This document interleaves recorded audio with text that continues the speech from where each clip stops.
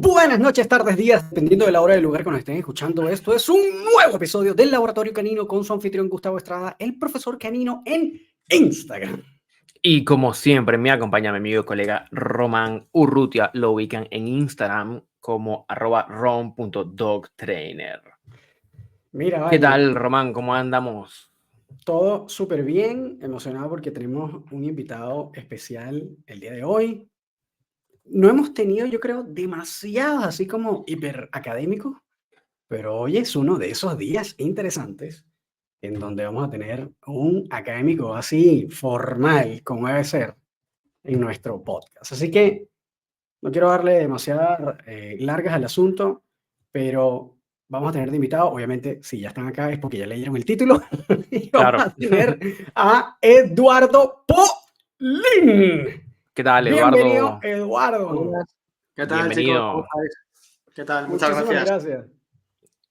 Todo bien, Bueno, Gracias todo por haberte bien. tomado el tiempo para estar acá con nosotros, Eduardo. Sabemos que personas como tú están siempre haciendo alguna cosa, ocupados en algo y que se tomen un espacio para conversar con nosotros es siempre súper agradecido.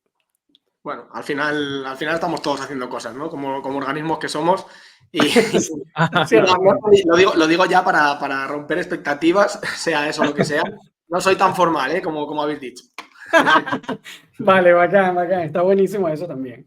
Depende Mira, del Eduardo. contexto, lo soy un poco más o lo soy un poco menos, pero no tanto. Claro, ok. Bueno, fantástico. A partir de este punto, Eduardo, yo le paso la pelota a Gustavo, que siempre arranca con nuestros invitados haciendo sus preguntas mágicas y ya después la conversación se va dando sola. ¿Qué tal? Muy bien, Eduardo, fíjate, te cuento cómo hacemos, porque por lo general las personas que se dedican a temas de la educación canina vienen de un universo muy variado. Hemos entrevistado a gente que viene del área de la gastronomía, gente que viene del área del marketing y luego por las cosas de la vida terminaron en el mundo canino, psicólogos que terminaron en el mundo canino. En ese sentido, nos gustaría conocer un poquitito cómo es tu historia, Eduardo, como de qué formación tienes de base, cómo llegas a lo que estás haciendo ahora y hoy día a qué te dedicas y qué estás haciendo. Pero un poquitito conocer como esos orígenes. Pues es una larga historia, larga porque se remonta ya a bastantes años atrás en el tiempo. Una historia de casualidades, también de causalidades, ¿no? Hubo ahí de todo un poco. Y nos remontamos pues al año 2010, finales del año 2010 aproximadamente, es cuando yo tomo mi primer contacto con el mundo del perro. Y lo hice de una manera muy diferente a como lo vivo a día de hoy. Es verdad que algo de aquello permanece todavía, por suerte, yo creo, pero sí es cierto que lo hice sin ninguna pretensión de tipo profesional ni nada que se le pareciera. Es decir, yo quería simplemente aprender sobre aquello bueno, pues de una manera más distendida, como hobby, me gustaban los perros. Yo además acababa de tener un perro que sigue estando con nosotros, está ya muy mayor, pero sigue estando con nosotros. Es un perro que encontramos abandonado en la calle. Se podría decir que lo rescatamos, porque de hecho no se dejaba coger ni podías acercarte. Estuvimos meses en casa hasta que lo pudimos tocar. Y bueno, eso yo creo que esto además es compartido, ¿no? A nivel de historia por muchas personas que se acercan al mundillo en el momento en el que tienen algún animal en casa con alguna particularidad, ¿no? Este era un perro con muchos miedos. Y a mí eso pues me llevó a querer curiosear un poquito más, aprender más, sobre todo para poder ayudarle en primera instancia y bueno, pues simplemente por aprender. Pero claro, yo por aquel entonces, y ahí es donde vienen las casualidades, yo por aquel entonces estaba estudiando la carrera de psicología, la licenciatura, y además, más casualidad todavía, estaba en segundo año de carrera, que es cuando se impartía la asignatura que se llamaba por aquel entonces aprendizaje y condicionamiento, que es, bueno, pues al final en lo que me acabé especializando. Y bueno, pues fue una casualidad. Justo yo estaba ahí, hacía un año y poco que había aparecido este perro en nuestras vidas y yo estaba disfrutando un montón de esta asignatura. A mí me estaba gustando muchísimo. De hecho, a mí, siempre lo digo, es la asignatura que me cambió la vida porque mi historia, tanto en psicología, a un nivel profesional y académico, como a nivel personal, cambia absolutamente en el momento en el que empiezo a aprender sobre esta materia. O sea, me cambió por completo. Y claro, resulta que justo empiezo a interesarme por el tema de los perros y cuál es podríamos decirlo así, mi sorpresa, que al llegar a este mundo de los perros empiezo a comprobar como muchos de los conceptos que yo estaba aprendiendo en la universidad en un contexto muy diferente, de alguna forma estaban presentes, ¿no? Estaban ahí todo el rato sobrevolando todo lo relacionado con el entrenamiento de animales. Yo empecé haciendo un curso, que lo puedo decir, era un curso de mierda, perdón por la expresión, el típico curso por ahí que se vendía hace muchos años de academias, que te venden cursos de cualquier cosa, ¿no? Y lo que es a nivel teórico, pues no había por dónde cogerlo. Es una cosa que he valorado después con el tiempo, pero sí tenía una cosa muy buena, y es que tenían convenios con diferentes empresas, instituciones, centros de adiestramiento, para llevar a los alumnos a hacer la parte de las prácticas. Y ahí es donde yo, de verdad, entro en el mundo del perro porque me pongo en contacto con un centro de adiestramiento que se llama Lealcan, es de aquí de Madrid, y ahí fue donde inicié mi primer contacto a nivel práctico con todo lo relacionado con el adiestramiento. Yo la verdad que, siempre he estado y siempre estaré muy agradecido a este primer sitio donde estuve porque, ahí aprendí un montón.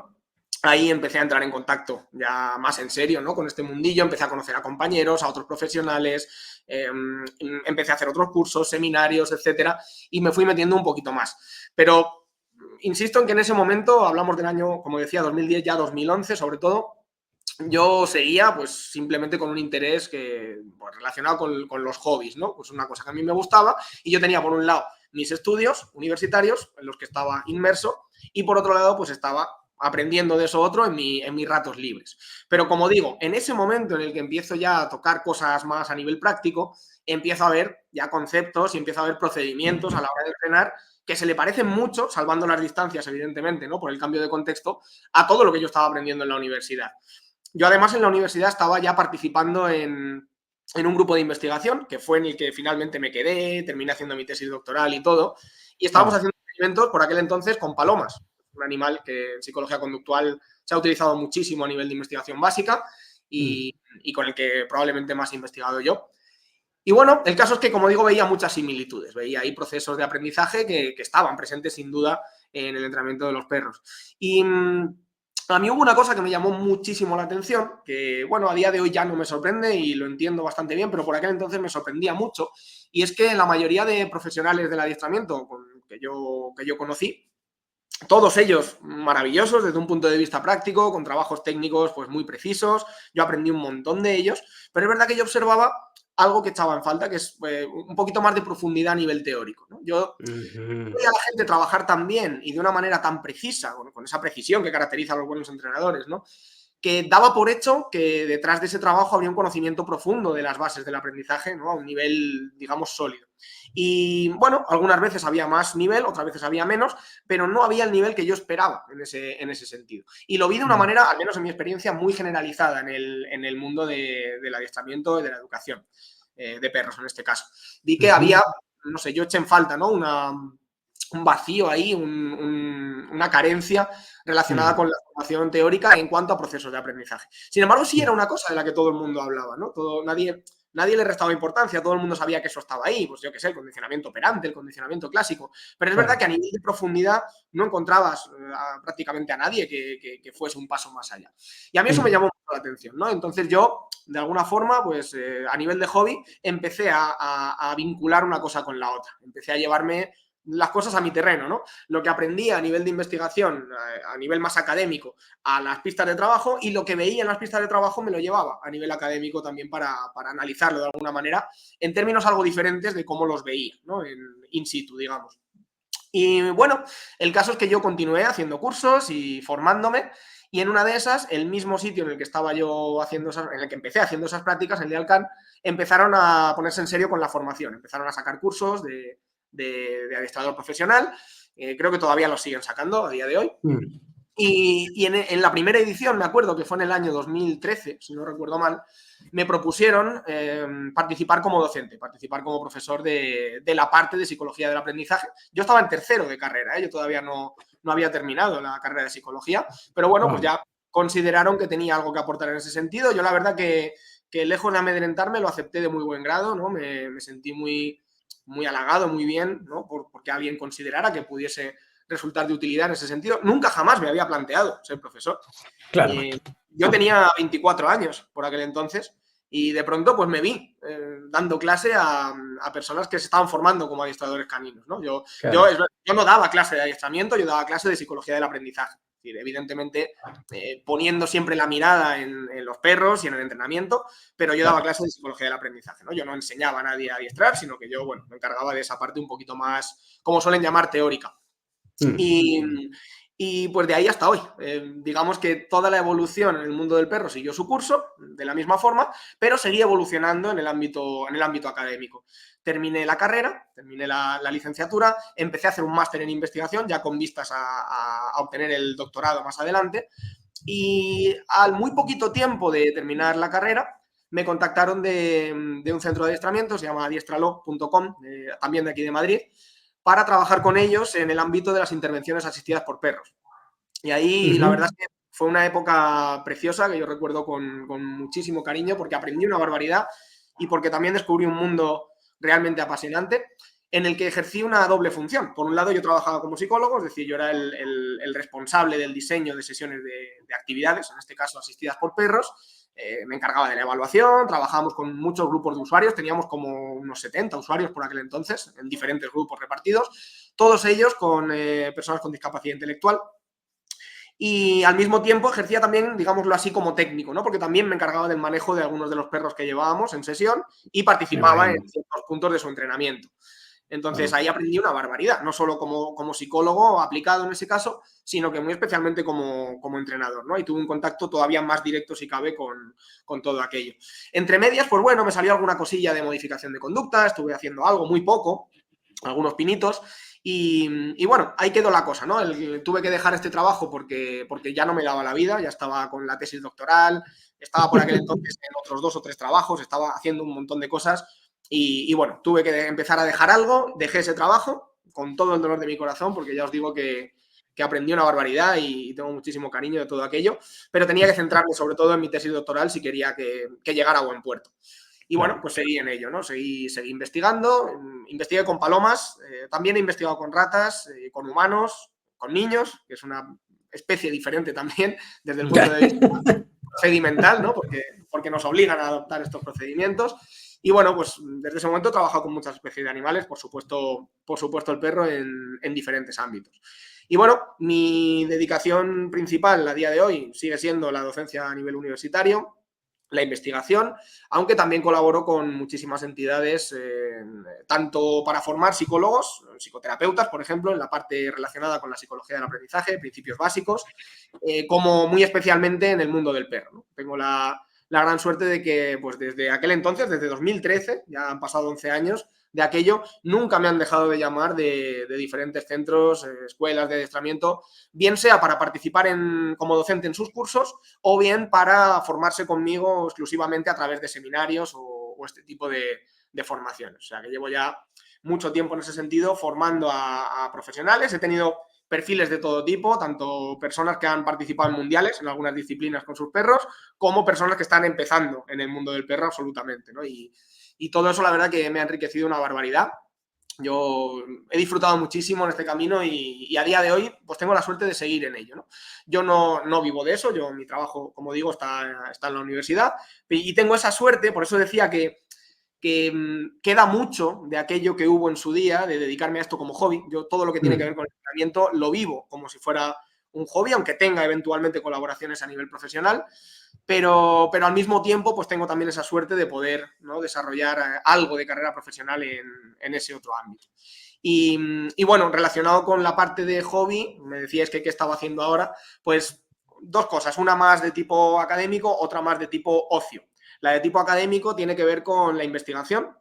Estoy muy interesado en llevar a cabo investigación con perros y de hecho actualmente estoy co-dirigiendo una tesis doctoral de una entrenadora etóloga clínica de aquí de España muy conocida, se llama Mariona Monros, a quien mando un gran abrazo, buena amiga además. Y estamos haciendo investigación con perros. Ella es la que está haciendo su doctorado en ese ámbito, yo estoy co-dirigiendo su tesis doctoral y bueno, espero que próximamente ella misma pueda empezar a hablar un poquito más en profundidad de lo que estamos haciendo, porque es muy interesante, ¿no? Estamos investigando procesos de aprendizaje complejo en perros, estamos viendo de qué manera podemos desarrollar protocolos de entrenamiento que nos permitan enseñar a los perros a aprender pues algún tipo de relaciones, como por ejemplo a determinar si 2 estímulos son iguales o son diferentes, que dicho así parece una cosa muy fácil, pero requiere de procesos de aprendizaje con una cierta complejidad detrás. Hasta donde sabemos no hay una evidencia robusta de que los perros lleven a cabo este tipo de tareas y mucho menos se han investigado los procesos que subyacen a todo esto, ¿no? Así que estamos un poquito en ello, también un poco con vistas a que esto nos permita aplicar todo ello a situaciones de entrenamiento. A mí nada me gustaría más que poder llevar mi experiencia investigadora al ámbito del entrenamiento de perros y poder pues, contribuir a desarrollar protocolos de entrenamiento, mejorar los que ya existen, optimizarlos, analizarlos y todo lo que se pueda. Y con respecto a la parte de ocio, estoy actualmente entrenando en obediencia deportiva, obediencia FCI. Estamos empezando, empecé con mi perro que se llama Darwin, es un border collie, hace un par de años, empezamos el entrenamiento de bases y llevamos pues como cosa de un año y medio lo que es entrenando ya la disciplina, estamos actualmente en clase 1. Así que bueno, ahí estoy aprendiendo y disfrutando una barbaridad porque es un sitio donde puedo, ¿no?, desplegar todo lo que me gusta en la vida en ese sentido, que es el estudio de los procesos de aprendizaje y es el trato directo con perros, ¿no? Y en este caso la obediencia es una disciplina preciosa que se presta con muchísima facilidad a que uno pueda jugar con esos principios del aprendizaje, a que uno pueda controlar variables, aislar algunas de una manera muy particular y ver cómo esto tiene un efecto, ¿no?, en el entrenamiento y en el comportamiento del animal y en el del propio entrenador, que eso es lo interesante, ¿no? El ver cómo los procesos de aprendizaje en definitiva nos afectan a todos por igual. Y esto no es una cosa de cómo aprenden los perros o de cómo aprenden los humanos, sino de cómo aprendemos los seres vivos. Claro. Aquí sí hay algo importante que me ha enseñado no solo el mundo del perro, sino muy especialmente lo que tiene que ver con la psicología conductual y con el ámbito de investigación y académico en el que me he movido, es precisamente que lo más importante para mí de la vida es analizar las similitudes entre especies y no tanto las diferencias, que parece que siempre es esto último lo que más le preocupa y le interesa a todo el mundo. A mí me interesa mucho más lo otro. Me interesa mucho más saber qué compartimos con los perros y con muchísimas otras especies, que no qué es lo que nos diferencia, ¿no? Porque ahí es donde uno se da cuenta de tantísimas cosas que además son muy útiles en un doble sentido, tanto para entender lo que somos, incluso los humanos como especie, como muy especialmente para después ponerlo en práctica, ¿no? Es que al final el tener un relativo dominio de todo lo que tiene que ver con los procesos de aprendizaje da una ventaja importante. Luego, a la hora de encarar el entrenamiento, de planificarlo, no necesariamente de ejecutarlo, porque eso ya tiene que ver con adquirir otras habilidades, ¿no?, de manejo, habilidades prácticas, claro. Pero sí que es verdad que te pone una posición de partida muy ventajosa para que luego todo eso lo puedas hacer pues más fluidamente, ¿no? Así que, bueno, como resumen, esa sería un poco la historia de cómo llegué y de cómo me quedé, al menos por el momento. Está buenísimo eso, ¿no? El súper trayecto de esto. Sí, sí. Oye, Eduardo, y en ese sentido, porque claro, pareciera que todo tu trayectoria y el proceso por el que has pasado ha estado marcado duramente como por todo lo que está relacionado con investigación, como de hecho lo has mencionado, por la psicología conductual, que además es la que se usa para trabajar con perros, ¿no? Y por otro lado, también con este elemento teórico, que como decías, como que pareciera que hay unas grandes carencias, ¿no? Y yo aquí quiero hacer como un primer, como ahondar un poquitito en esto y en tu percepción en ese sentido, porque una de las cosas es que hemos conversado, Gustavo y yo, acá en el podcast un montón, es que ciertamente eh, nos encontramos con, incluyéndonos, con muchos profesionales que, wow, que tienen muchísimas deficiencias en ese sentido y que también esto responde a que hay ciertamente una, como dices tú, una carencia incluso en el mercado educativo a la hora de aprender. Es decir, yo me quiero formar, entonces hay como un vacío. Pasas por Skinner, condicionamiento operante, condicionamiento clásico y listo, ¿no? Y para la casa. Tal vez algo de taxonomía, qué sé yo, y no mucho más que eso. Entonces, en ese sentido, eh, ¿qué sientes tú que es lo que más hace falta en ese sentido, como en el aspecto teórico o académico, dentro de las escuelas de formación o los lugares de formación para adiestradores profesionales? Y por el otro lado, eh, ¿cómo, qué soluciones sientes que podrían como presentarse para empezar a llenar esos baches que faltan? Ujú. Pues mira, antes de nada, sí dejar claro una cuestión que es importante en este sentido. Yo nunca he hecho de momento, y creo que seguiré así, nunca he tratado de transmitir la idea de que tener un buen dominio a nivel teórico es algo imprescindible para entrenar Ujú, animales. ¿No? ujú. Porque no lo creo. Porque no lo creo porque creo que los datos nos dicen lo contrario. Es decir, yo creo que, como bien habéis comentado, es un hecho que hay carencias a nivel formativo, a nivel teórico, sobre todo, ¿no? En este sentido, en el mundo del perro, también en muchos otros contextos, ¿eh? No es una cosa del mundo del perro exclusiva, es que pasa en la propia psicología, en la propia psicología, incluso académica, incluso de humanos. La formación en principios de aprendizaje no tiene la presencia ni la importancia que debería tener. Hay países, de hecho, Mira. y contextos donde ni está ni se le espera. Y hay otros donde está, pero está con una presencia casi que anecdótica, ¿no? Yo todavía no he visto muchos sitios, por no decir que prácticamente ninguno, donde a esto se le dé la importancia que merece. Entonces, no es una cuestión exclusiva del mundo del perro, sino que es algo que está denostado en general, ¿no? Por eso ya no me extraña que en el mundo del perro también, porque no es más que otro contexto donde esto sucede. Y en ese Pero, caso sería como referente a tal vez como la psicología conductual o el análisis funcional de la conducta, es como ese elemento al que te refieres que tal vez está como sí, un poco como absolutamente. por debajo. Wow, Absolutamente, mira. muy por debajo, no se le da importancia. La inmensa mayoría de la gente que lo conoce, pero no en profundidad, piensa cosas como que está obsoleto, que está superado, que son cosas que, bueno, que eso a lo mejor para gallinas bien, pero para humanos ya no tanto. Ujú, En fin, normalmente quien dice todo este tipo de cosas no sabe lo que es la psicología conductual, no sabe lo que es el análisis de la conducta y no sabe todo lo que eso da de sí y la importancia que tiene realmente, ¿no? Y la potencia que tiene, tanto en un ujú. nivel teórico como muy especialmente, incluso aplicado. Entonces, esto es un hecho. Y yo, como digo, no quiero transmitir la idea de que es imprescindible conocerlo para entrenar perros porque, insisto, los datos no dicen eso. Hay Ujú. entrenadores que son maravillosos, que son los Sí, mejores entrenadores del mundo y que probablemente no tienen un conocimiento realmente sólido acerca de los es principios del aprendizaje, ¿no? Es un es conocimiento a lo cierto. mejor más intuitivo, más artesano, Ujú. pero no es un conocimiento, digamos, estructurado, ni mucho menos, ¿no? Al menos en muchos casos. Y sin embargo, Es ahí cierto. están. Sí, Entonces, sí, si ahí están, totalmente. es que no es necesario, ¿no? Y a mí no me gusta la idea esa de esto es imprescindible si quieres formarte. Ahora bien, lo que sí creo es que es muy deseable. Y es muy deseable porque sí creo que el tener un cierto dominio de estas cuestiones te hace ver el entrenamiento de otra manera, de una manera que es que optimiza los procesos, ¿no? Que, como decía al principio, que te ponen un punto de partida donde se facilitan según qué cosas, el asimilar según qué conceptos, y esto hace normalmente un poquito más corto y más llano el camino, ¿no? Todo el proceso, sin duda, se allana cuando uno tiene estructuras claras en las que fijarse, ¿no? Cuando lo que se hace no es solamente ensayo y error o no es solamente lo que me han dicho que hay que hacer, ¿no? Sino que hay,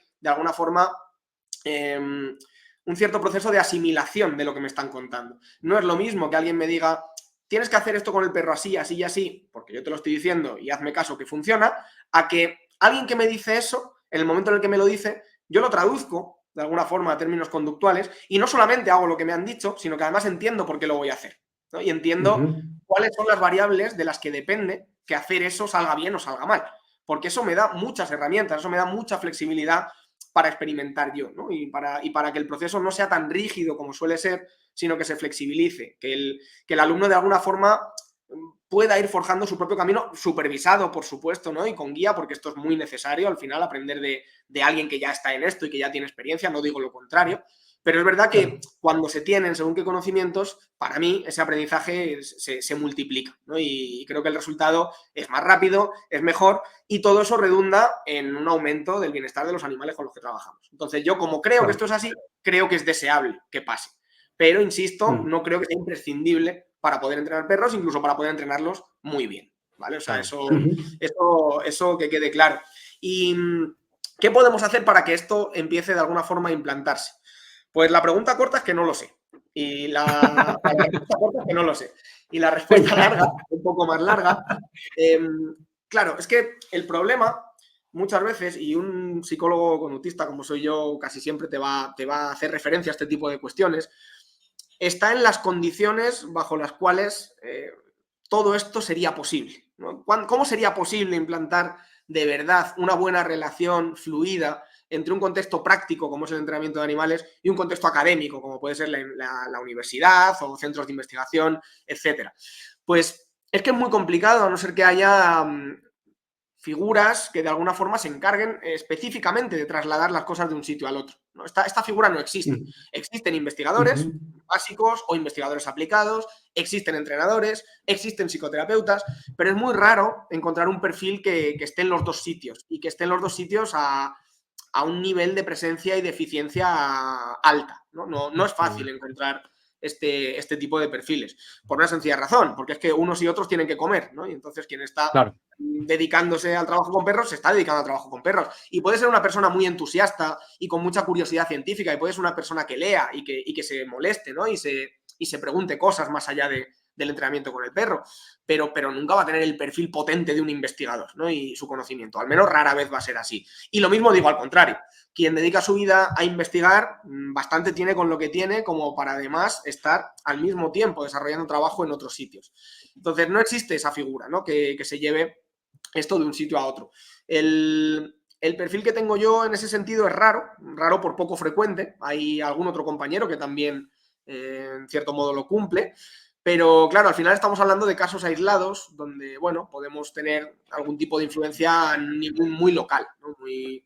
Muy local. Como para que hubiera un impacto más significativo, pues una posibilidad sería que esta figura existiera de una manera explícita, ¿no? Que igual que hay investigadores básicos, igual que hay entrenadores, que hubiese personas que se dedican a conectar estas áreas de, digamos, de trabajo, ¿no? Eso sería una posibilidad, poco realista, pero sería una posibilidad. Otra posibilidad, desde luego, sería buscar el acercamiento de unas cosas a otras. Y eso ya nos metemos en cuestiones complejas, porque yo no sé cómo estará por allí la cuestión, pero, por ejemplo, en España, pues todavía, hasta donde yo sé, no hay una regulación clara, ¿no? en cuanto a la profesión del adiestrador. Sí que hay algunos desarrollos legales hechos, pero todavía no hay, digamos, un título oficial como tal que tenga ese carácter académico que sí puede tener una formación profesional o una carrera universitaria, etcétera. Entonces, esa falta de regulación de alguna forma hace que todo lo que prolifere en contextos de entrenamiento lo haga al margen de todo lo demás. No se conecta ni a nivel de personas ni a nivel de instituciones y, por lo tanto, es muy complicado. Y ahí es a lo que voy con lo de que lo que hay que mirar es no tanto el por qué esta gente no se molesta en formar, no, lo que hay que mirar es cuáles son las condiciones que hacen, ¿no?, que esto suceda.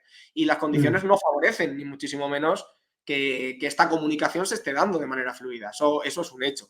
Entonces, yo creo que lo suyo sería el intentar crear de alguna manera más lazos, ¿no?, de comunicación a nivel, pues eso, instituciones, universidades, centros, ¿no?, que puedan... También creo que de cara a que esto ocurra, es muy deseable que ocurra al mismo tiempo una cosa que yo creo que está empezando a ocurrir en los últimos años, pero que al menos en España yo no veía hace unos años atrás, que es que haya más unión entre los profesionales del gremio. Unión en el buen sentido, de colaboración, ¿no? Creo que en los últimos años sí se está empezando a ver con más fuerza. Muchos centros, por ejemplo, ¿no?, escuelas diferentes que se unen, que colaboran, que desarrollan cursos de manera conjunta, que derivan casos de unos a otros, ¿no? Y que va más allá del amiguismo, de no, es que como es mi amigo yo lo recomiendo. No, de verdad profesionales que colaboren. Esto antes no pasaba tanto. Antes mi impresión al menos es que había mucho de que cada uno hacía la guerra por su cuenta, ¿no? Y había mucha competencia en ese sentido, ¿no? De si yo puedo hacer algo y que no lo hagas tú, pues mejor. Y yo creo que eso, al menos, como digo, mi impresión en mi contexto está empezando a cambiar. Y eso yo creo que también es algo que puede facilitar que haya cambios en la otra dirección, sean los que sean, ¿no? Si no hay un gremio unido o al menos relativamente unificado, difícilmente se va a poder implementar algo que tenga un impacto en todo el gremio al mismo tiempo, ¿no? A no ser que sea por imperativo legal, porque un gobierno de repente suelta un decreto sobre algo, ¿no? Pero eso no va a pasar si no hay una demanda, digamos, colectiva. Entonces yo creo que un primer paso y algo que sí se puede hacer desde dentro del mundo del adiestramiento y que, insisto, creo que ya está pasando y creo que todo lo que ha surgido a raíz de la pandemia, ¿no?, con la proliferación de la comunicación online y todo esto, también está ayudando, también está haciendo que mucha gente que hace 10 años ni por asomo se habría conocido, están estableciendo contactos, ¿no?, y en sitios muy diferentes del mundo. Y yo creo que esto también puede facilitarlo. Pero soy pesimista al respecto. Yo soy muy pesimista, más que nada por lo que os decía antes, no tiene nada que ver con el mundo del perro. Yo soy pesimista con respecto a la psicología, no con respecto al mundo del perro. Soy pesimista porque creo que la psicología conductual nunca va a llegar a tener el lugar que merece y el lugar que debería corresponderle. Y en ese sentido va a ser difícil que llegue a otros sitios, ¿no? Porque es que ni siquiera llega a los propios psicólogos. Entonces yo estoy en esa batalla antes que en la otra, porque creo que es una batalla que hay que ganar para que de alguna forma podamos ayudar a cada vez a más sectores. De lo contrario, podremos hacerlo, pero podremos hacerlo, como decía, de una manera tremendamente solitaria y minoritaria, ¿no? Somos pues, los 4 frikis que estamos por ahí, que somos 4 y que nos conocemos todos, pues hasta donde podemos, pues tratamos de divulgar lo que sabemos, tratamos de mirar a ver en qué podemos ayudar en los contextos en los que nos movemos. Pero ahí ya depende de las circunstancias vitales de cada cual, de que se dé la casualidad, como ha sido mi caso, de que me haya formado en este área y que al mismo tiempo tenga presencia en el mundo del perro. Y hay otros analistas de la conducta muy buenos, pero que no tienen presencia en el mundo del perro y que sus intereses tienen más que ver, pues yo qué sé, con el tenis. Pues entonces a lo mejor intentan llevar la psicología conductual a los entrenadores de tenis y que también tienen mucho donde beneficiarse del análisis de la conducta. Cualquier entrenador, es decir, cualquier persona que trabaja con la conducta de otro organismo puede desde luego beneficiarse mucho de conocer las bases para su modificación. Eso está claro. Vale. Y ahí, Eduardo, quería hacerte una pregunta. Porque, claro, aspirar a esto en el mundo canino, cuando dentro de la misma psicología, que es donde nace todo esto, el estudio de la conducta y los procesos mentales, es decir, y el aprendizaje, a manera de hipótesis o a manera de qué explicación, de ser posible, le darías tú a ese fenómeno que pasan los años en la psicología y pasan los años y pasan los años y todavía en el área, por ejemplo, de la ayuda humana, en el área de la psicoterapia, nos encontramos temas todavía como constelaciones familiares, psicoanálisis, no sé, imaginería junguiana, versus modelos que han demostrado sistemáticamente con el riguroso análisis científico que son incluso hasta más efectivos. Es decir, salgamos un poquito... Esa es la misma pregunta. Sí, como en el marco ¿qué condiciones o qué permite que todavía esté como este misticismo, yo creo que dominando al día de hoy en estas áreas de la psicología? ¿Cuál sería como tu lectura en torno a eso? Bueno, a ver, aquí creo que también depende del contexto en el que uno se mueva, ¿no? Por ejemplo, en España, por suerte, eso no tiene tanta predominancia a nivel de universidad. Sí que tiene mucha presencia, en contextos psicoterapéuticos, por desgracia, pero no tanto a nivel universitario. Sí que sé que hay países donde es muy predominante, ¿no? Por ejemplo, en Argentina, hasta donde yo sé, ¿no? El psicoanálisis tiene una presencia muy fuerte, tiene un arraigo cultural, además, que es interesante desde el punto de vista cultural, como digo, analizar. Pero que, claro, pues que ahí pasan cosas como muy específicas, muy concretas.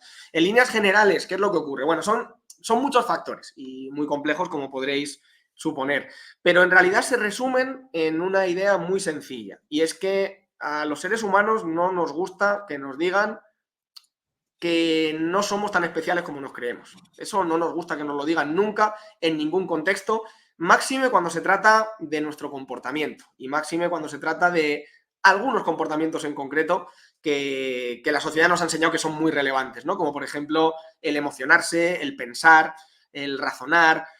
Todo este tipo de cuestiones le damos muchísima importancia y no nos gusta que esas cosas que son tan importantes para nosotros nos digan que pueden ser comprendidas, porque en el momento en el que eso pueda ser comprendido pierde parte de la magia que le rodea, ¿no? De ese misticismo que lo ha caracterizado toda la vida cuando hemos intentado aproximarnos a su estudio. Ya no nos gustó que nos dijeran que no era todo lo que giraba alrededor de la Tierra, sino que era probablemente al revés. Eso no nos gustó. De hecho, hay quien todavía lo sigue negando, ¿no? Imagínate hasta qué punto pasa. No nos gustó ni muchísimo menos que nos dijeran que somos otra especie más en el reino animal, con sus particularidades, con sus especificidades, con su punto evolutivo, pero una especie más, al fin y al cabo. Esto no nos gustó y, de hecho, sigue sin ser una cosa aceptada en la sociedad. A mí me han insultado y hasta hace muy poco, no os hablo de hace 20 años, os hablo de hace 2 o 3 años. A mí me han llegado a insultar por utilizar la expresión animal no humano. Concretamente me han llamado gilipollas, no sé si se puede decir, pero ya lo he dicho. Si no, lo cortáis.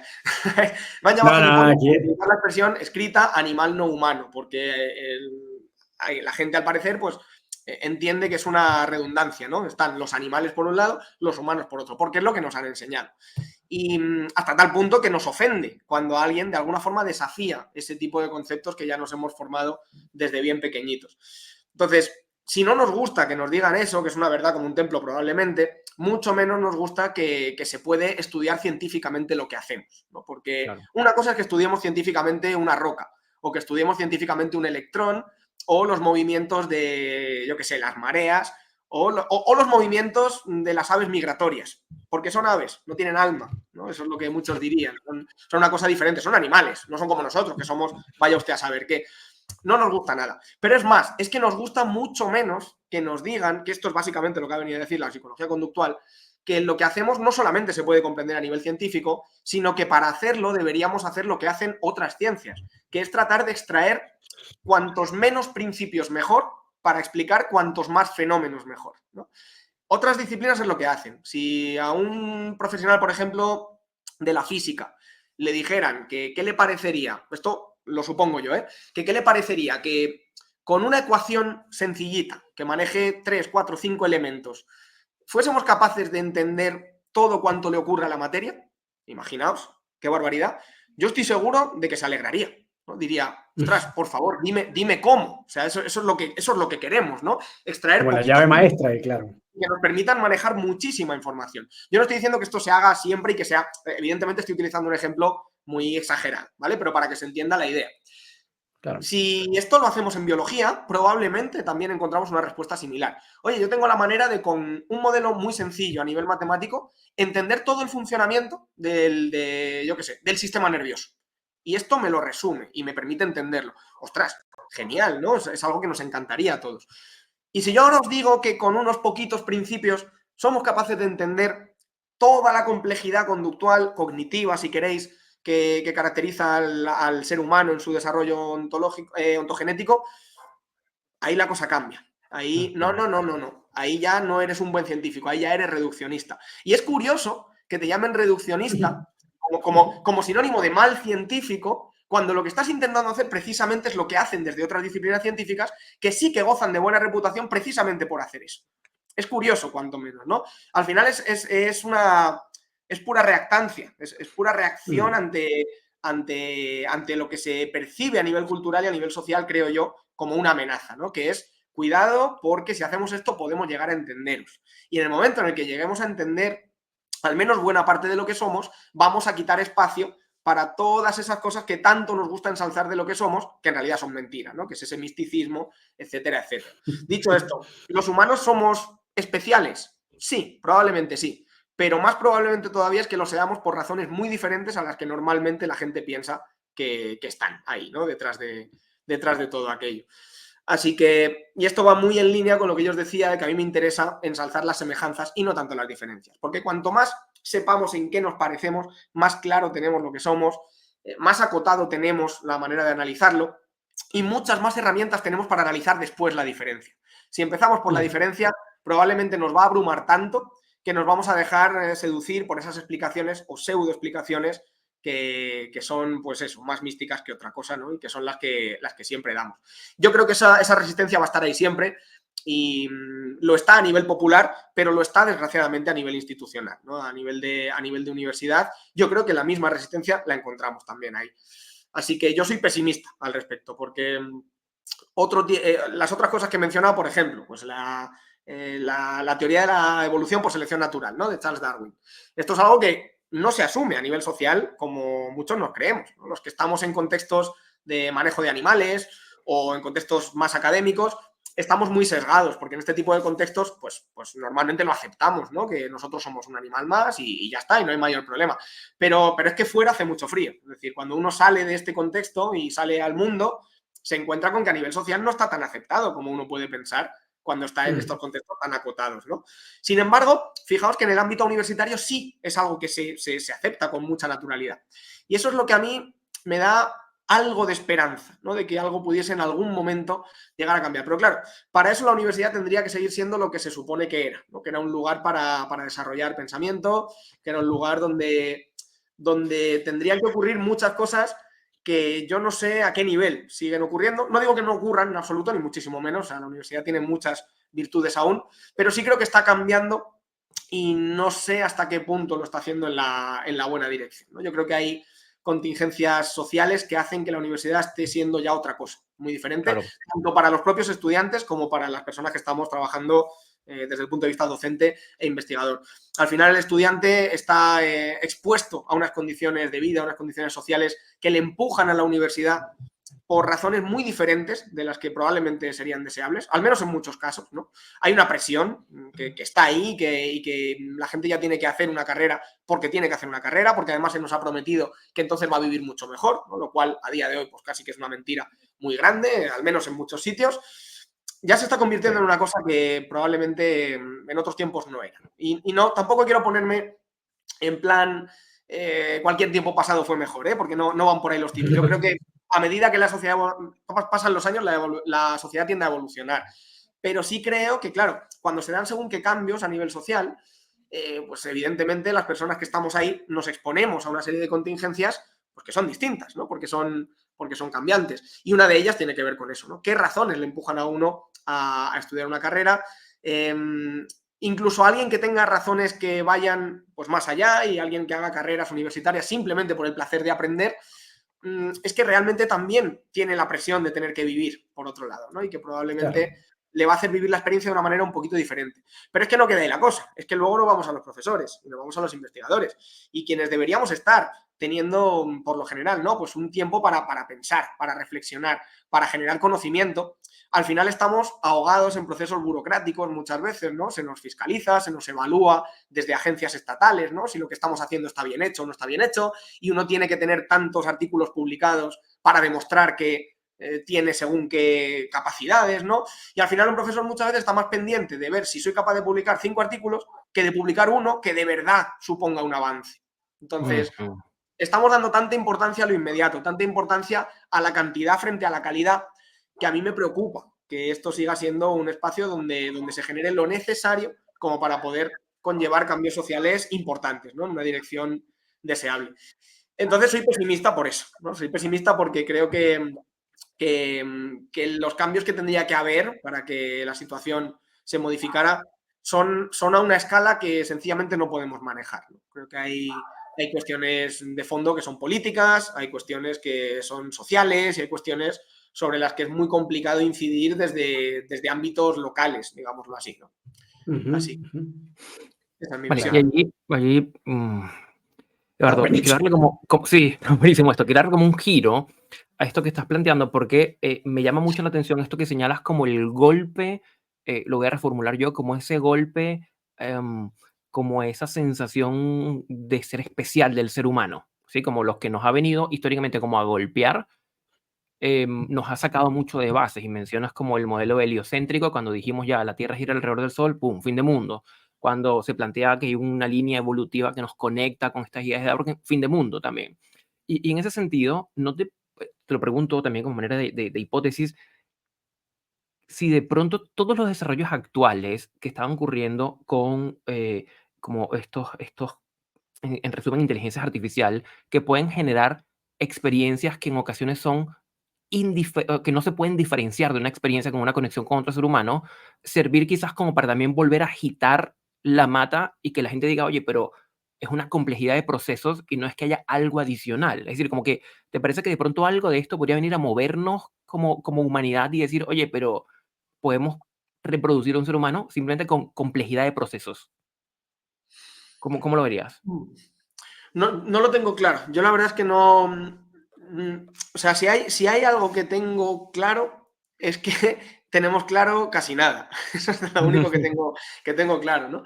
Porque creo que nuestra capacidad predictiva ahora mismo con respecto a las implicaciones sociales de toda la revolución digital que ha habido y que sigue habiendo, creo que es ridículamente pequeña. No tenemos forma de predecir en qué se va a traducir esto. Yo la verdad es que no tengo la más remota idea. Y es algo que me he planteado alguna vez, Es verdad que últimamente no tengo el tiempo para pensar que me gustaría, porque esto es así, ¿no? Vivimos en un mundo en el que no tenemos tiempo para pararnos a pensar bien, pero las veces en las que he sacado algún ratito y me he planteado estas cuestiones no he llegado a ninguna conclusión. Yo, salvo que haya datos que a mí me hagan cambiar de opinión, yo seguiría asumiendo los principios que se han venido cumpliendo hasta ahora. Y es que al final habrá cambios en la manera de comunicarnos, habrá probablemente cambios en nuestro estilo de vida, pero al final seguiremos siendo seres humanos, ¿no? Con todo lo que ello conlleva. Mucho se habla de cómo ha cambiado ahora, por ejemplo, la vida de los jóvenes especialmente, con el uso de las redes sociales, con el uso de, bueno, las pantallas que suelen llamar, ¿no? Los móviles, las tablets, etcétera. Yo no lo tengo tan claro. O sea, yo, evidentemente, si uno se fija en lo que hace la persona, ¿no? En cómo mueve los brazos, dice, pues sí, ahora parece que hace cosas distintas de las que hacía antes. Pero en realidad seguimos siendo seres humanos haciendo el mismo tipo de cosas que normalmente los seres humanos han tendido a hacer en sociedad, ¿no? Que es estar comunicados en la medida de lo posible unos con otros, que es tener fuentes de entretenimiento, que es tener fuentes de diversión en la medida de lo posible. Yo no veo nada diferente a nivel funcional, o al menos no tan diferente. Sí creo que evidentemente cuando cambian las formas tanto y cuando esos cambios conllevan una redistribución de todo lo que tiene que ver con lo temporal, porque ahora las cosas son mucho más rápidas, pues eso nos puede llevar a puntos diferentes, efectivamente, pero no tengo la más remota idea de cuáles serán, ¿eh? O sea, yo no sé a dónde nos va a llevar eso. Sí creo, fijaos, hay una parte de mí que no suelo decirla demasiado, pero hay una parte de mí que es un poco optimista. Me voy a la parte de la psicología, ¿eh? de cómo nos cuesta a los humanos, ¿no? El asumir según qué cosas. Si bien es cierto que os he dicho y que creo firmemente que la psicología conductista a día de hoy es claramente minoritaria a nivel académico, también creo que en buena medida está más viva que nunca. Y me explico. Entiendo que ya conocéis a Skinner, ¿no? Y que muchas de las personas que nos escuchen pues habrán oído hablar de él. No es Skinner el director de la escuela de Springfield de los Simpsons, es Skinner el psicólogo, que es no lo digo yo, lo dijo el psicólogo más influyente del siglo pasado, ¿no? Un psicólogo para mí, de los más importantes que ha habido, sin ninguna duda. Y Skinner ya decía que probablemente uno de los destinos a corto o medio plazo del conductismo tuviera que ser morir de éxito, en el sentido de dejar de estar presentes de una forma explícita, ¿no? Hay que contextualizar las cosas. Cuando el conductismo o la psicología conductista entra en escena, principalmente a partir del año 1913, del siglo pasado, ¿no? Las cosas eran muy diferentes. El abordaje que había acerca del comportamiento era absolutamente precientífico en su práctica totalidad, y por primera vez se plantea la necesidad de abordar esto de una manera lo más objetiva y rigurosa posible, ¿no? Y ahí es donde surge el conductismo. El conductismo no venía a decir otra cosa que vamos a hacer ciencia de esto. Y ya veremos luego si hay mejores formas de hacerlo, pero vamos a hacer ciencia de esto. Y yo creo que esa máxima se aceptó. Entonces, en ese sentido, creo que el conductismo se quedó y que no podrán echarlo probablemente nunca.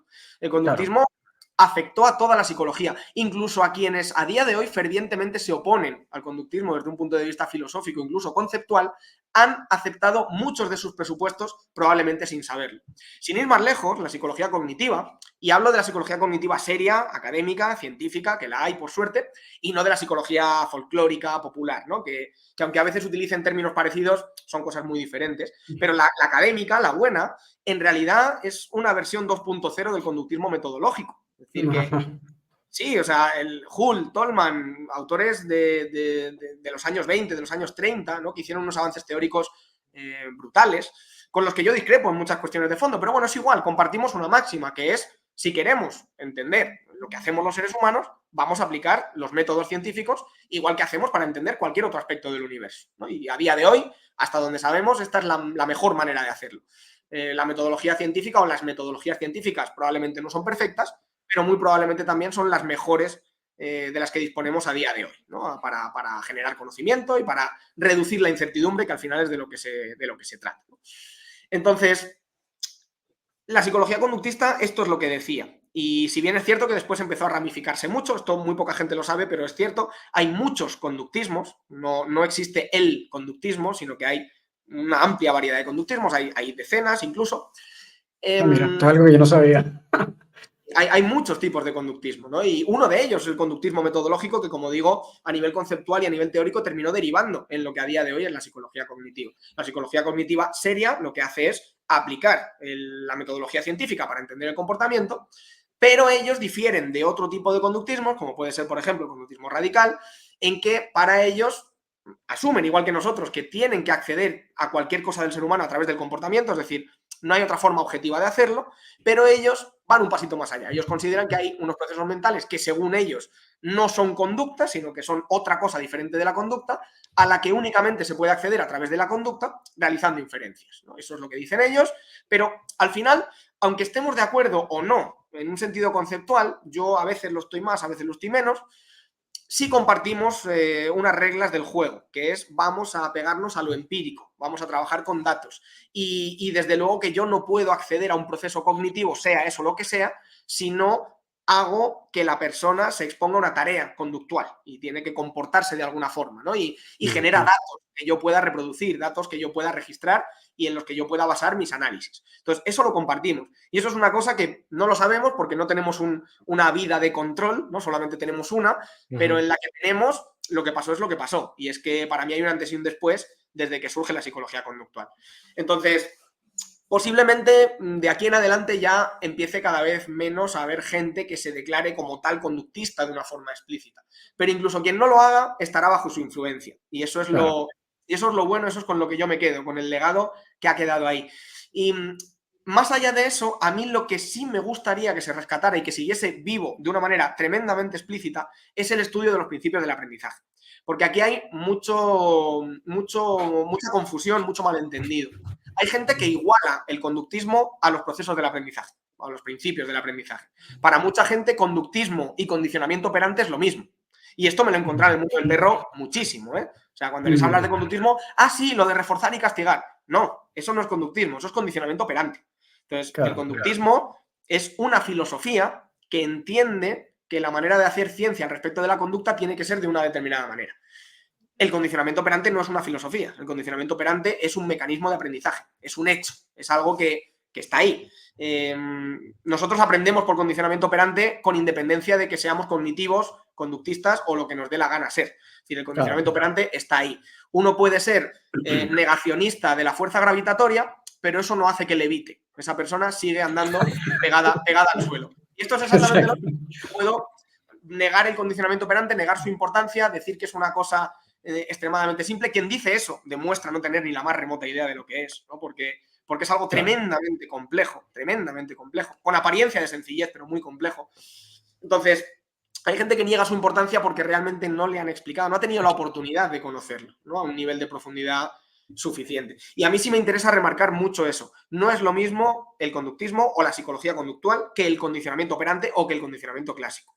De hecho, muchos de los grandes investigadores en el ámbito del condicionamiento, especialmente clásico, aunque también parte del operante, son y seguirán siendo psicólogos cognitivos.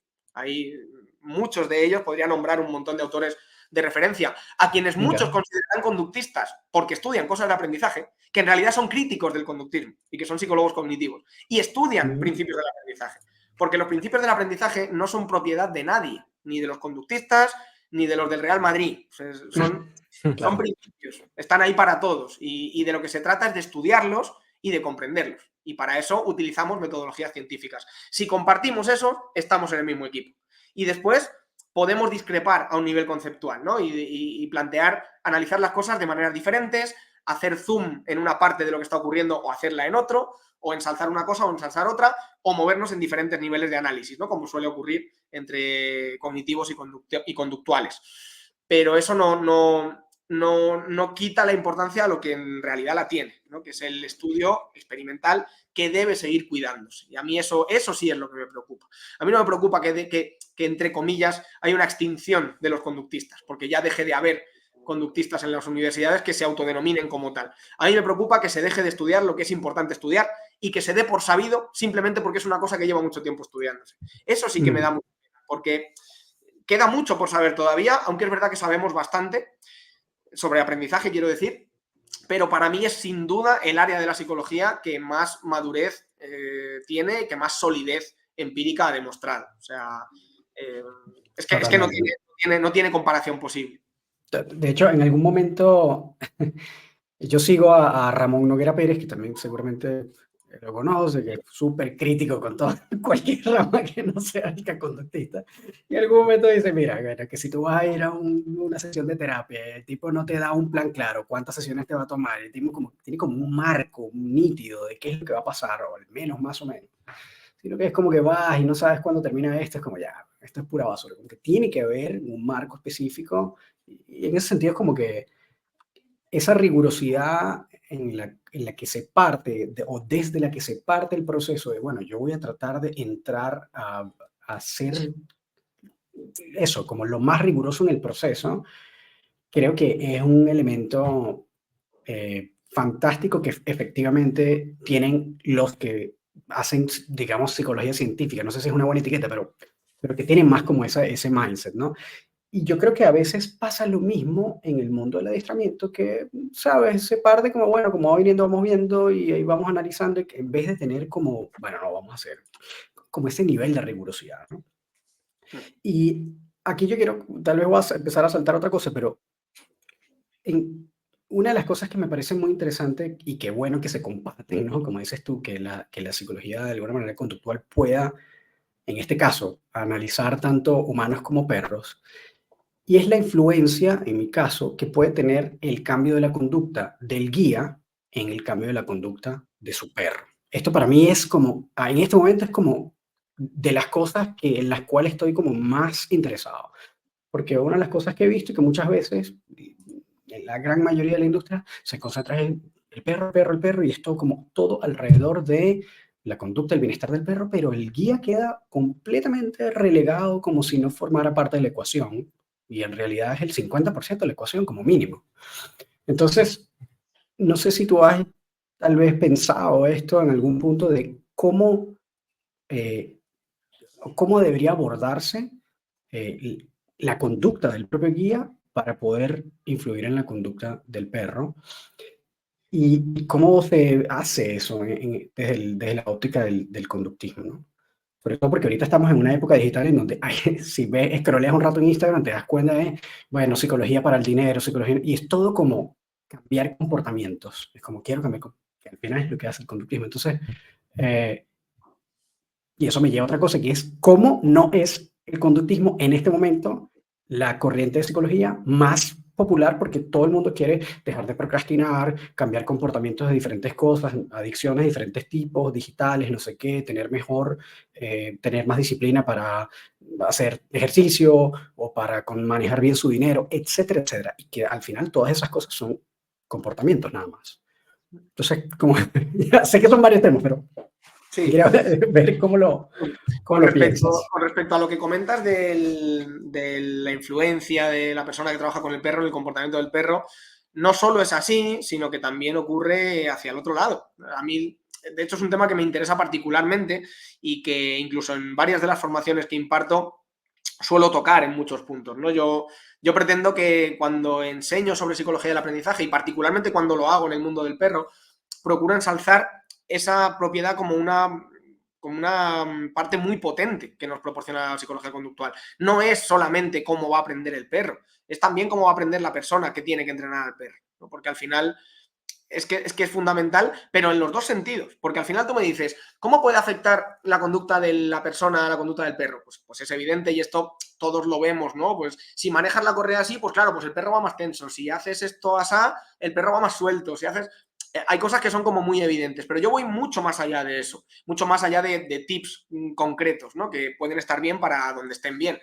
A lo que yo voy es a que tanto depende la conducta del animal de la conducta del humano, como depende la conducta del humano de la conducta del animal. Y esto lo pasamos por alto todo el tiempo. Me preguntas, ¿cómo abordarlo? Exactamente igual. Y esto es una cosa que a mí siempre me ha llamado mucho la atención en el mundo del perro, ¿no? Hablo generalizando, por supuesto, no todos los entrenadores serán iguales, pero en mi experiencia yo me he encontrado con muchísima gente tremendamente competente a la hora de trabajar con perros, pero que incluso ellos mismos reconociendo que no son capaces de abordar el cambio en la conducta de las personas con las que trabajan. Es como, a mí me dejas al perro y yo entreno lo que quieras con el perro, pero lo de trabajar con el humano no lo soporto porque no hay manera, porque no se involucra, porque no sé cuánto. Y yo creo que todos, ¿no?, los que estamos en este mundo de alguna u otra forma, nos hemos encontrado con historias de este tipo. Y efectivamente, ¿no? A mí me dicen, tienes que entrenar al perro para que se suba aquí, pues lo entreno y ya está. Ahora, tienes que entrenar al humano para que haga lo que le has dicho que haga. Y ahí se acabó todo. Ahí ya nos abre un mundo completamente diferente. ¿Por qué pasa esto? ¿Por qué pasa esto? Pues por muchísimas razones, pero yo voy a ensalzar una de ellas. Y tiene que ver con que en el momento en el que nos vamos a tratar con humanos, mandamos a freír espárragos todo lo que tiene que ver con la rigurosidad. Somos muy rigurosos en el momento en el que no trabajamos con seres humanos. Cuando trabajamos con seres humanos nos cuesta la vida aplicar de forma sistemática los mismos principios que aplicamos después con otras especies. Yo siempre lo digo, ¿qué hay que hacer para tratar con un humano? Aplicar los mismos principios que utilizas para cuando trabajas con un perro. Exactamente los mismos, por la sencilla razón de que son los mismos los que rigen su comportamiento. Entonces, si tú intentas aludir a otras cosas, como por ejemplo a la fuerza de voluntad, ¿no? No, es que cuando el perro no hace esto, tengo muy claro que es porque, yo qué sé, se le ha castigado este comportamiento, o el perro hace esto porque se está reforzando que se aproxime aquí. Eso lo vemos muy claro. Pero cuando el humano no lo hace, ya de pronto cambia toda la explicación. Ya el humano, ya por arte de magia, ya no está sujeto a los programas de reforzamiento, ni de castigo, ni nada que se le parezca. El humano tiene otras razones para hacer las cosas que, por supuesto, van mucho más allá de lo material, ¿no? Pues eso, es que claro, es que no le da la gana. Es que no quiere, que no son más que maneras elegantes de decir no tengo ni la más remota idea de por qué haces lo que haces. Y ese es el problema, ¿no? Al final, como no tenemos ni idea porque ni nos planteamos que se pueda llegar a analizar la conducta de un humano en los mismos términos en los que analizamos la de otra especie, pues no nos ponemos a ello. Y entonces terminamos pseudo explicando lo que esa persona hace, buscando de alguna forma justificaciones para no ir más allá, ¿no?, en el análisis de su comportamiento. Lo que yo propongo es muy sencillo. Apliquemos exactamente los mismos principios. He dicho los mismos principios, no las mismas técnicas en un sentido estricto. Es decir, yo no le voy a tirar un trozo de salchicha al humano con el que trabajo. Pero a nivel funcional, uno tiene que saber buscar las analogías, las equivalencias, ¿no?, en los procedimientos que se puedan considerar equivalente a nivel funcional, ¿no? Y eso no significa que con esto también hay mucho mito, ¿no?, con lo que son o no son los estímulos reforzadores. Un estímulo reforzador no es una cosa... o sea, los estímulos no son reforzantes per se, sino que analizamos su capacidad reforzante en función de lo empírico. Y quienes trabajan con perros saben que hay que buscar el reforzador para cada perro, para cada momento, para cada conducta, ¿no? Un mismo estímulo puede funcionar para reforzar la conducta de un perro y no la de otro, o puede funcionar para reforzar la conducta de un perro, pero no otra conducta de ese mismo perro, o incluso puede servir para reforzar una conducta en un contexto A, pero no en un contexto B. Entonces, lo mismo sucede con los humanos, con la particularidad y en realidad la ventaja, que esto mucha gente lo ve como un inconveniente, pero es una ventaja. Los humanos, adultos, con competencias verbales, sociales, presumiblemente emocionales, etcétera, manejamos una riqueza estimular enorme, ¿no? Y hay un sinfín de estímulos que podemos utilizar a modo de reforzadores, de debilitadores o de muchísimas otras funciones estimulares que pasamos por alto, ¿no? Por negarnos a aplicar lo que consideramos que es una cosa solamente de perros. Yo creo que hay mucho de eso detrás, incluso entre quienes asumen que los principios son los mismos. Creo que aún así hay mucha dificultad después a la hora de implementarlo. Pero es que fíjate que es que esto es una habilidad que no nos entrena a nadie realmente, ahí es a lo que voy con la regulación. Quien entrena entrenadores, al menos en mi experiencia, rara vez hace una alusión directa a los principios del aprendizaje, ¿no? Hace demostraciones de lo que hay que hacer con el perro, le explica cuáles son los procesos, incluso en el mejor de los casos, responsables de que el perro aprenda así o aprenda de esta otra forma, pero no incidimos, no nos detenemos en cómo enseñamos y en cómo está aprendiendo el propio entrenador. Entonces, a mí en las formaciones me gusta hablar de esto. Yo te voy a enseñar a que, por ejemplo, enseñes al perro a subirse a una base y empezar a girar, ¿no?, para, como un paso previo, hacer otras cosas, colocar la posición base, etc. Pero te voy a enseñar a hacerlo. O sea, tú no sabes hacerlo y yo te voy a enseñar. Esto es exactamente lo mismo que hago con un perro al que le enseño a girar. El perro no sabe hacerlo y yo le enseño a hacerlo. Evidentemente, con el humano no voy a utilizar luring. Tenemos otras formas, ¿no? Tenemos conducta verbal, tenemos pero podemos hacer moldeamientos por aproximaciones sucesivas. Y yo rara vez lo veo. Esto es una cosa que cualquier entrenador, en el momento en el que se enfrenta a entrenar a un perro para algo complejo, lo entiende muy fácilmente. Pues evidentemente yo no voy a enseñar al perro a montar en bicicleta así, de golpe. Pues tendré que enseñarle primero a subir una pata, otra, yo qué sé. He puesto un ejemplo muy tonto, pero se entiende, ¿no? Lo que quiero decir. Empezamos Total. poco, ¿no? Hasta que vamos moldeando ese comportamiento complejo final. Pues con el humano pasa lo mismo. Con el humano, oye, si la persona no es capaz de hacer esto que le he pedido, igual le he pedido demasiado. Es una posibilidad. Ya sé que hay muchísimas razones, pero es una posibilidad. A lo mejor tengo que empezar por pedirle menos cosas. A lo mejor tengo que empezar por pedirle cosas más sencillas. A lo mejor le he dado demasiada información, ¿no? Y yo estoy considerando que me estoy esforzando mucho porque le estoy dando muchísima información y luego la persona es muy desagradecida porque con todo lo que yo le he enseñado y no hace las cosas que yo le he dicho. A lo mejor le has dicho demasiadas cosas y ha dejado de escucharte a la segunda. No lo sé, planteo posibilidades. Es decir, Claro.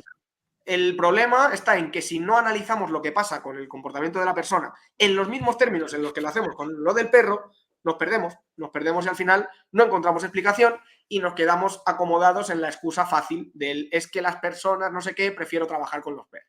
Dicho esto, entiendo las dificultades, entiendo las dificultades y entiendo que muchas veces el propio formato de trabajo no ayuda, ¿no? El verse una vez a la semana, un rato.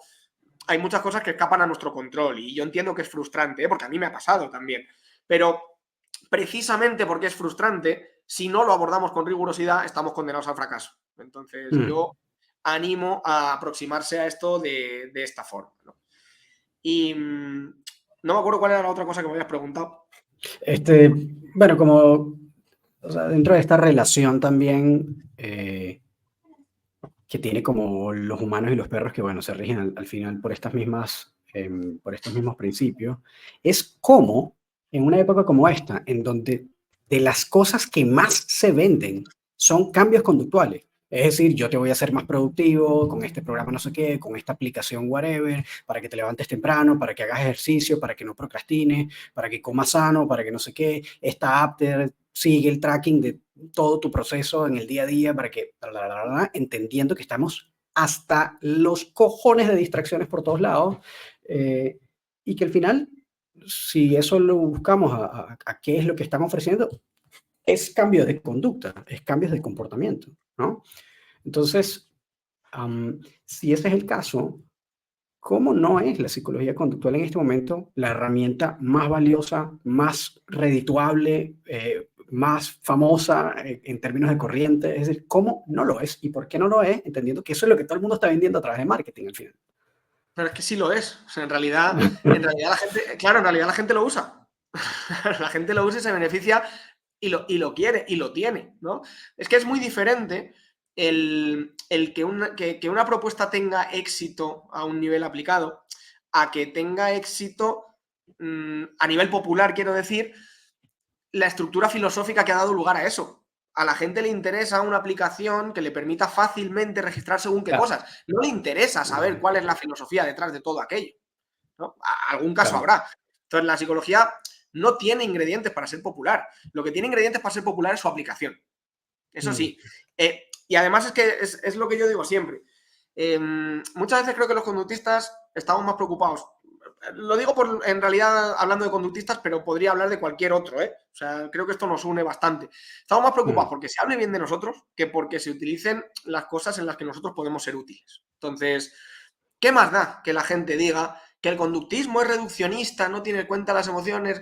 Que la gente diga lo que quiera. Quiero decir, lo que tiene que hacer la psicología conductual es, de alguna forma, generar conocimiento y aplicaciones que a la gente le sean útiles. Da igual que la gente nos dé reconocimiento explícito y nos diga, oh, gracias conductistas por haber estudiado esto. Es que es completamente irrelevante. Lo importante es disponer de procedimientos que sean efectivos. Y después que digan lo que quieran, ¿no? Porque lo importante al final es mejorar el bienestar de las personas, de la sociedad, generar conocimiento, etcétera, etcétera, etcétera. Y yo creo que eso se consigue. A día de hoy, y yo no soy terapeuta, pero en psicoterapia hay mucho avance y mucho avance en psicología conductual. En los últimos 20, 30, 40 años ha habido muchísima investigación en humanos, quiero decir, en principios del aprendizaje y todo lo relacionado. Esto muy poca gente lo sabe, pero hay muchos desarrollos en psicología conductista, específicamente, sobre cognición, sobre desarrollo del lenguaje, etcétera, etcétera. Tanto es así que muchas terapias que llevan implementándose ya pues, desde hace, como digo, 20 añitos largos, lo tienen muy en cuenta y son terapias de corte conductual, absolutamente conductual. Probablemente a muchas de las personas a las que se les explique cómo funcionan estas terapias estarán totalmente de acuerdo y se quedarán realmente asombradas por su eficacia, por su efectividad, etcétera, etcétera. Si les decimos cuáles son las bases, ¿no?, que subyacen al funcionamiento de esas terapias, probablemente generes un efecto de uff, qué mal, ¿no? Psicología conductista, uy, a mí me han dicho que eso es horroroso. Pero si no les dicen nada, las usan. Las usan y lo que es más importante, y si las usan bien, probablemente generen cambios deseables en las personas con las que trabajen. Y este debe ser el objetivo de todo psicólogo conductista, ¿no? Que al final los planteamientos lleguen de alguna manera a la sociedad y lleguen para, entre comillas, hacer el bien, ¿no? Para poder generar cambios socialmente deseables. El que luego la gente explícitamente diga si esto está bien o está mal, que digan lo que quieran. Eso, yo creo que esa batalla la tenemos perdida desde hace mucho tiempo. Y además, además es que hay gente que es muy, muy resistente al cambio de opinión en ese sentido, aunque la evidencia le esté dando de bruces, ¿no?, una y otra vez. Se dice siempre, ¿no?, que la psicología conductual deja de lado las emociones. Cuando realmente los pioneros en el estudio experimental de las emociones fueron los conductistas. El propio Watson, uno de los padres de la psicología conductista, a quien se ha criticado tantísimo, a pesar de que la mayoría de la gente que lo critica no tiene la más remota idea de quién fue, ni de lo que hizo, ni de lo que no hizo. El propio Watson hablaba de pensamiento. Empezó a hablar de pensamiento. Lo hacía en términos muy diferentes a como lo hace un psicólogo cognitivo, pero hablaba de pensamiento, no lo negaba, ni muchísimo menos. El propio Watson tiene una frase, que la escribió él, no yo, que está ahí, que cualquiera la puede leer, que dice algo así como: no hay ninguna razón para pensar que no podemos traer bajo control experimental a las emociones. O sea, el propio Watson decía que las emociones, eso a lo que llaman emociones, se puede estudiar experimentalmente. Es curioso que, de hecho, cuando lo hizo, cuando empezó a estudiar el miedo, por ejemplo, le dieron por todos lados. Los mismos que dicen que dejan de lado las emociones son los mismos que se echan las manos a la cabeza cuando las estudian. Y cuidado, que es evidente que como estudió Watson el miedo, probablemente no pasaría a los comités de bioética a día de hoy. Hablando de la década de 1910, 1920. Y hay que entender las cosas en su contexto y no justifico según qué cuestiones, pero pongo sobre la mesa una contradicción flagrante y muy evidente, ¿no? Que es que se diga que alguien niega y mira para otro lado y niega la importancia y la existencia de algo que luego estudia. Y cuando lo estudia, resulta que la gente se enfada porque lo estudia, ¿no? Entonces, o lo estudia o no lo estudia. Después podemos decir si estamos de acuerdo en cómo lo ha hecho, pero no se puede decir que lo ha dejado de lado. El propio Skinner hablaba de emociones, hablaba de pensamientos, hablaba de... ¿Lo hacía en términos diferentes? Sí, claro, porque el conductismo nunca jamás ha negado ni la importancia ni la existencia de todo ese tipo de cuestiones. Lo que ha hecho el conductismo ha sido cuestionar su naturaleza. Lo que ha hecho ha sido cuestionar si la manera en que lo estábamos entendiendo y estudiando era la mejor, o era la más correcta, o era la más útil. Él propuso otra forma de abordarlo. Él propuso abordar todo aquello de la misma manera en que abordamos otro tipo de conductas. Y esto podrá gustar más, gustar menos, podemos debatir un montón de cuestiones, pero en ningún caso supone dejar de lado nada, ni supone restar importancia a nada, ni mucho menos supone negar la existencia de nada. Sencillamente supone estudiarlo de otra manera. A quien le presenta esta evidencia muchas veces cambia de opinión, pero muchas otras sigue pensando exactamente lo mismo. Sí, lo que tú digas, negáis las emociones, sois reduccionistas, estáis obsoletos. Esto lo he escuchado mucho también. Existe la idea de que el conductismo fue una cosa superada, ¿no? Como si esto pudiera pasar. O sea, claro, exactamente. Pero eso es como decir que la ley de gravedad está obsoleta o es vieja. Es de 1900, de 1800. Ahora hablo del conductismo, no de los principios del aprendizaje, ¿eh? Hablo del conductismo, de la psicología conductista. Como filosofía. No solamente no está superada, sino que está integrada y asimilada por muchas otras propuestas que unos años atrás estaban a años luz, ¿no? Como es la psicología conductista. Es decir, están absolutamente integrados, lo sepan o no lo sepan. De hecho, muchos decimos que la psicología conductista ha tenido una misión que es algo así como ser el Pepito Grillo de la psicología, ¿no? Para estar ahí todo el rato con la vocecita con esto no se hace así, esto no se hace así. Y claro, eso resulta molesto. Eso al final pues te dan ganas de darle así, quitártelo, ¿no?, de un plumazo y decir, deja de molestarme. Pero ha tenido efecto. Ha tenido efecto. Porque gracias a que ha habido ese Pepito Grillo durante tantos años señalando tantas cosas, pues resulta que, por ejemplo, la psicología cognitiva ha hecho muchos esfuerzos a nivel filosófico por superar muchas cuestiones, ¿no? En los últimos años, en mi opinión, están haciendo mucha mejor ciencia de la que hacían antes. Y esto ha ido de la mano con desarrollos filosóficos. Se han molestado por evitar ciertas formas de dualismo en las que probablemente incurrían muchos años atrás. Se han esforzado por hacer un análisis filosófico riguroso de cómo hacen ciencia.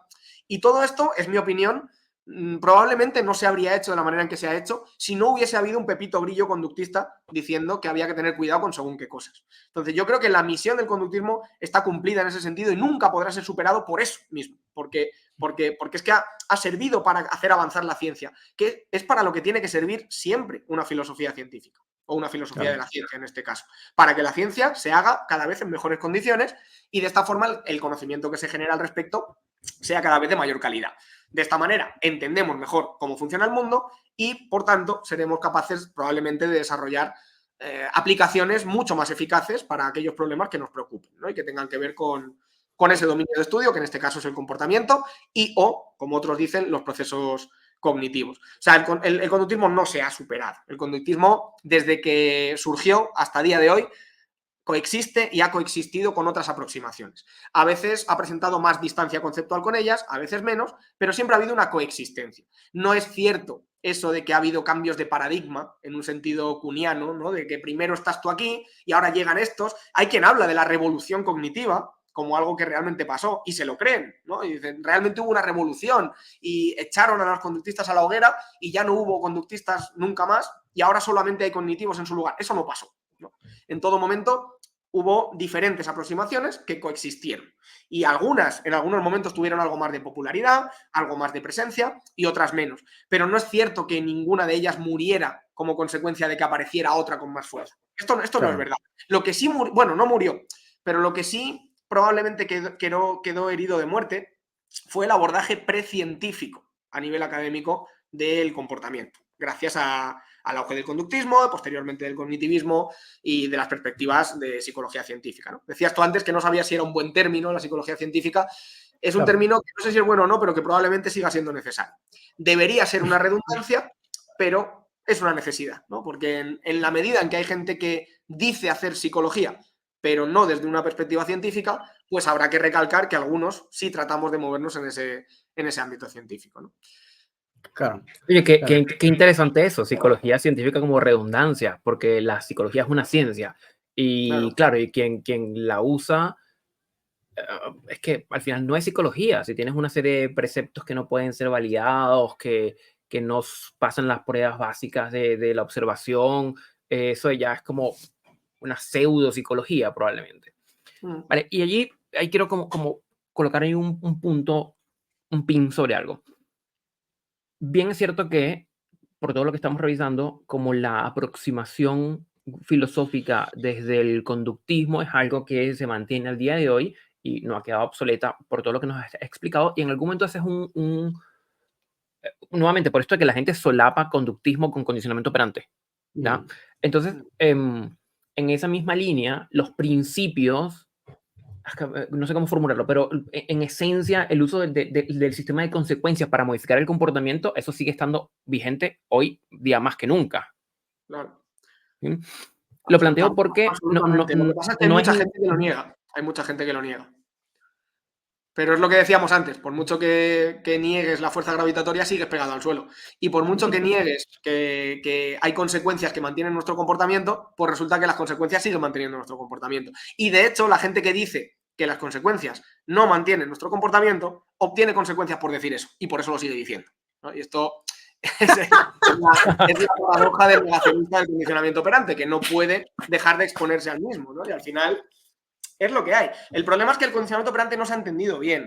Probablemente tampoco se ha explicado bien en muchas ocasiones, ¿no? Y la gente hay quien lo llama chantaje, ¿no? Hay quien dice, no, es que el condicionamiento operante, el reforzamiento es un chantaje. Ostras, porque está sobornando. ¿Cómo te lo habrán tenido que explicar de mal para haber entendido eso, ¿no? El condicionamiento operante. Yo, de verdad, me da mucha rabia porque es que se explica muy mal para que se entienda así. O sea, no puede ser culpa de la gente, no puede ser que todo el mundo lo entienda mal. Se tiene que estar explicando mal desde la base. Claro, yo creo, Eduardo, que allí una de las cosas que genera como cierta fricción es que el lenguaje con el que se suele explicar los principios del condicionamiento operante es el mismo lenguaje que utilizamos en el día a día para muchas otras cosas. Entonces, Ese es claro, el al no problema. tener un lenguaje único como ciencia, cuando hablamos de castigo, la gente se piensa desde un estímulo aversivo que disminuye la probabilidad de una conducta hasta 70 latigazos en la espalda antes de crucificarte. Entonces, se abre un abanico que genera confusión y yo no sé si en algún momento dentro de los círculos em, como más académicos se ha pensado como una redefinición de las etiquetas para que tenga mayor como comprensión por la sociedad. Bueno, sí, es algo de lo que se habla, sin duda. Yo mismo lo he hecho y lo sigo haciendo. Pero a mí, fíjate que por el sitio en el que yo estoy normalmente, me preocupa mucho más que las etiquetas se entiendan bien dentro de la propia psicología. Porque de nada sirve que yo dé una charla ante una audiencia de no psicólogos hablando acerca de estas cuestiones, si después van a salir otros 3 millones de psicólogos reproduciendo todos esos mitos una y otra vez, ¿no? Claro. Es que es importante que los propios psicólogos empiecen a estar formados en estas cuestiones. No hay buena formación en psicología del aprendizaje dentro de la psicología. O al menos no suele haberla, o al menos no en mi experiencia, desde luego. Y todo esto no se entiende bien. Sencillamente no se entiende bien. Nos han contado una y otra vez que el condicionamiento operante va de dar consecuencias agradables, ¿no? Y hacer sentir bien al perro o hacer sentir mal al perro. Eso no es el condicionamiento operante. El condicionamiento operante no es más que un mecanismo de aprendizaje que hace que en función de las consecuencias ambientales, vamos a decirlo en un sentido amplio, nuestro comportamiento se modifica de cara al futuro. Es decir, en función de qué tipo de consecuencias tenemos cuando hacemos unas cosas u otras, así será más o menos probable que hagamos esas cosas u otras en el futuro en situaciones parecidas. Y nos han contado una y otra vez que para que esto suceda es necesario que utilicemos cosas que le gustan al perro o que le gustan a la persona o que no le gustan o que le generan dolor, hay quien lo llama aversivos. Hay mucha confusión conceptual ahí. No hace falta que una consecuencia sea placentera, ni tampoco hace falta que una consecuencia sea dolorosa para que pueda ejercer funciones reforzantes o funciones punitivas. De hecho, la inmensa mayoría de estímulos que en el día a día de un perro o en el día a día de una persona modifican nuestro comportamiento no son estímulos ni apetitivos ni aversivos, ni siquiera son estímulos agradables o desagradables. Porque si esto fuera así, al final el operante se reduciría a una cosa tan absurda como que hacemos las cosas que nos gustan y no hacemos las cosas que no nos gustan. Y mucho me temo que esto dista muchísimo de la realidad, ¿no?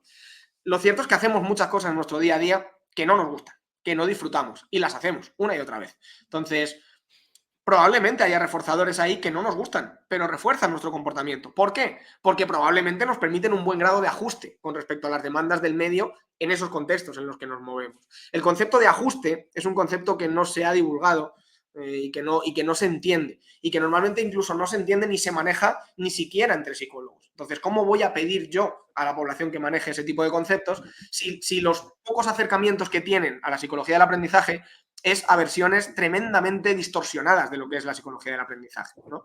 En cursos de perros pasa lo mismo, al menos en mi experiencia. Es lo que decís al principio. Yo he visto cursos donde de un temario de cientos de horas, a lo mejor hay 2 horas de aprendizaje, o una, lo he llegado a ver, ¿eh? Y se explica, no, condicionamiento clásico, Pavlov y la campana. Pues ya empezamos mal. Pavlov no utilizó campanas, nunca, ¿no? Y al final ha quedado el mito de que Pavlov utilizaba campanas. Entonces se explica lo de la campana, se explica con un ejemplo que normalmente está mal desarrollado. Y luego se pasa al condicionamiento operante donde se habla de esos famosos cuadrantes y se explica mal, y se explica en términos de agregar algo agradable o de quitar algo desagradable. Y hay unos líos tremendos. Y claro, yo me pregunto, ¿y cómo es posible que haya tanta confusión y tanto lío si supuestamente es una cosa tan fácil, tan sencilla y tan casi que trivial, como dicen muchos? ¿Por qué hay tantos líos? Pues por 2 razones. Una, porque no es tan trivial ni tan sencilla como nos han dicho. Y 2, porque no se explica bien. No se explica bien, ni se le da el lugar que merece, ¿no? Yo muchas veces pienso que es mejor no incluir estos contenidos si no se incluyen bien, antes que incluirlos mal. Porque es que se generan visiones muy distorsionadas de la realidad y por eso luego tenemos a tanta gente hablando mal. Es que hay gente que dice, yo no uso el condicionamiento operante cuando entreno con mis perros porque no me parece ético. Y es como decir que yo me dedico, yo qué sé, a lanzar piedras, pero que no uso la fuerza gravitatoria. O que me dedico a, yo qué sé, a fabricar lavadoras, pero que lo de la fuerza centrífuga o la fuerza centrípeta no va conmigo. Yo me declaro un fabricante de lavadoras en positivo, es decir, sin fuerza centrífuga. Pues hombre, complicado, ¿no? Complicado. Está bueno. Está No se buenísimo. entiende y no se entiende porque se confunde además muchas veces lo que es el mecanismo de aprendizaje o los procesos de aprendizaje con las técnicas que luego emplea el entrenador. No es lo mismo un fenómeno conductual que la técnica que utiliza el entrenador para ponerlo en marcha, ¿no? Claro. Una cosa es el reforzamiento, que es ese proceso, ese procedimiento que a mí me explica por qué tu comportamiento se modifica de cara al futuro, y otra cosa es qué hace el entrenador para que pueda haber procesos de reforzamiento que a su vez hagan que la conducta del perro cambie. Claro. Es muy diferente, ¿no? Y la mayoría de gente que está en el mundillo del perro, normalmente estas cosas las entiende desde la técnica, ¿no? Desde lo que es puramente aplicado. Y entonces hay una confusión ahí, hay una confusión muy importante porque normalmente, hasta donde yo he podido comprobar, no suele explicarse bien.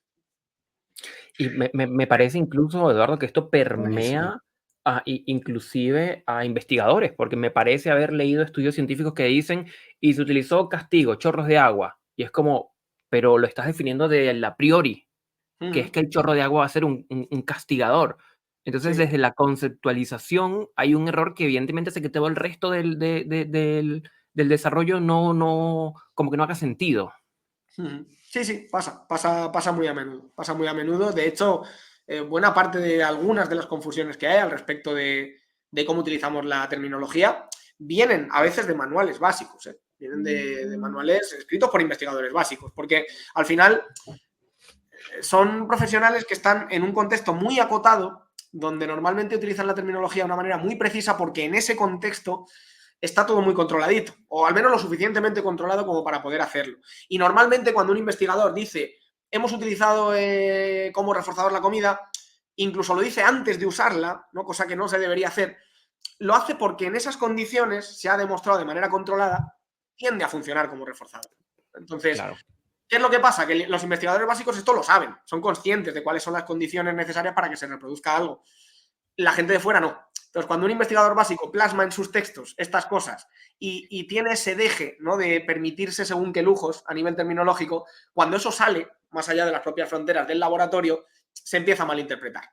Y eso lo coge, por ejemplo, un psicólogo clínico que no tiene una formación, al menos no muy exhaustiva, en investigación básica, lo hace suyo, lo interpreta y ya se formó el acabose, ¿no? Porque ya un concepto que ya empieza a deformarse un poquito se termina de deformar por completo.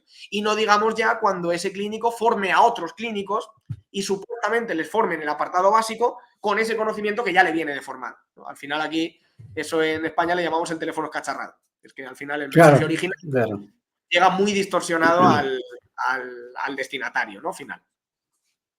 Sí, pasa.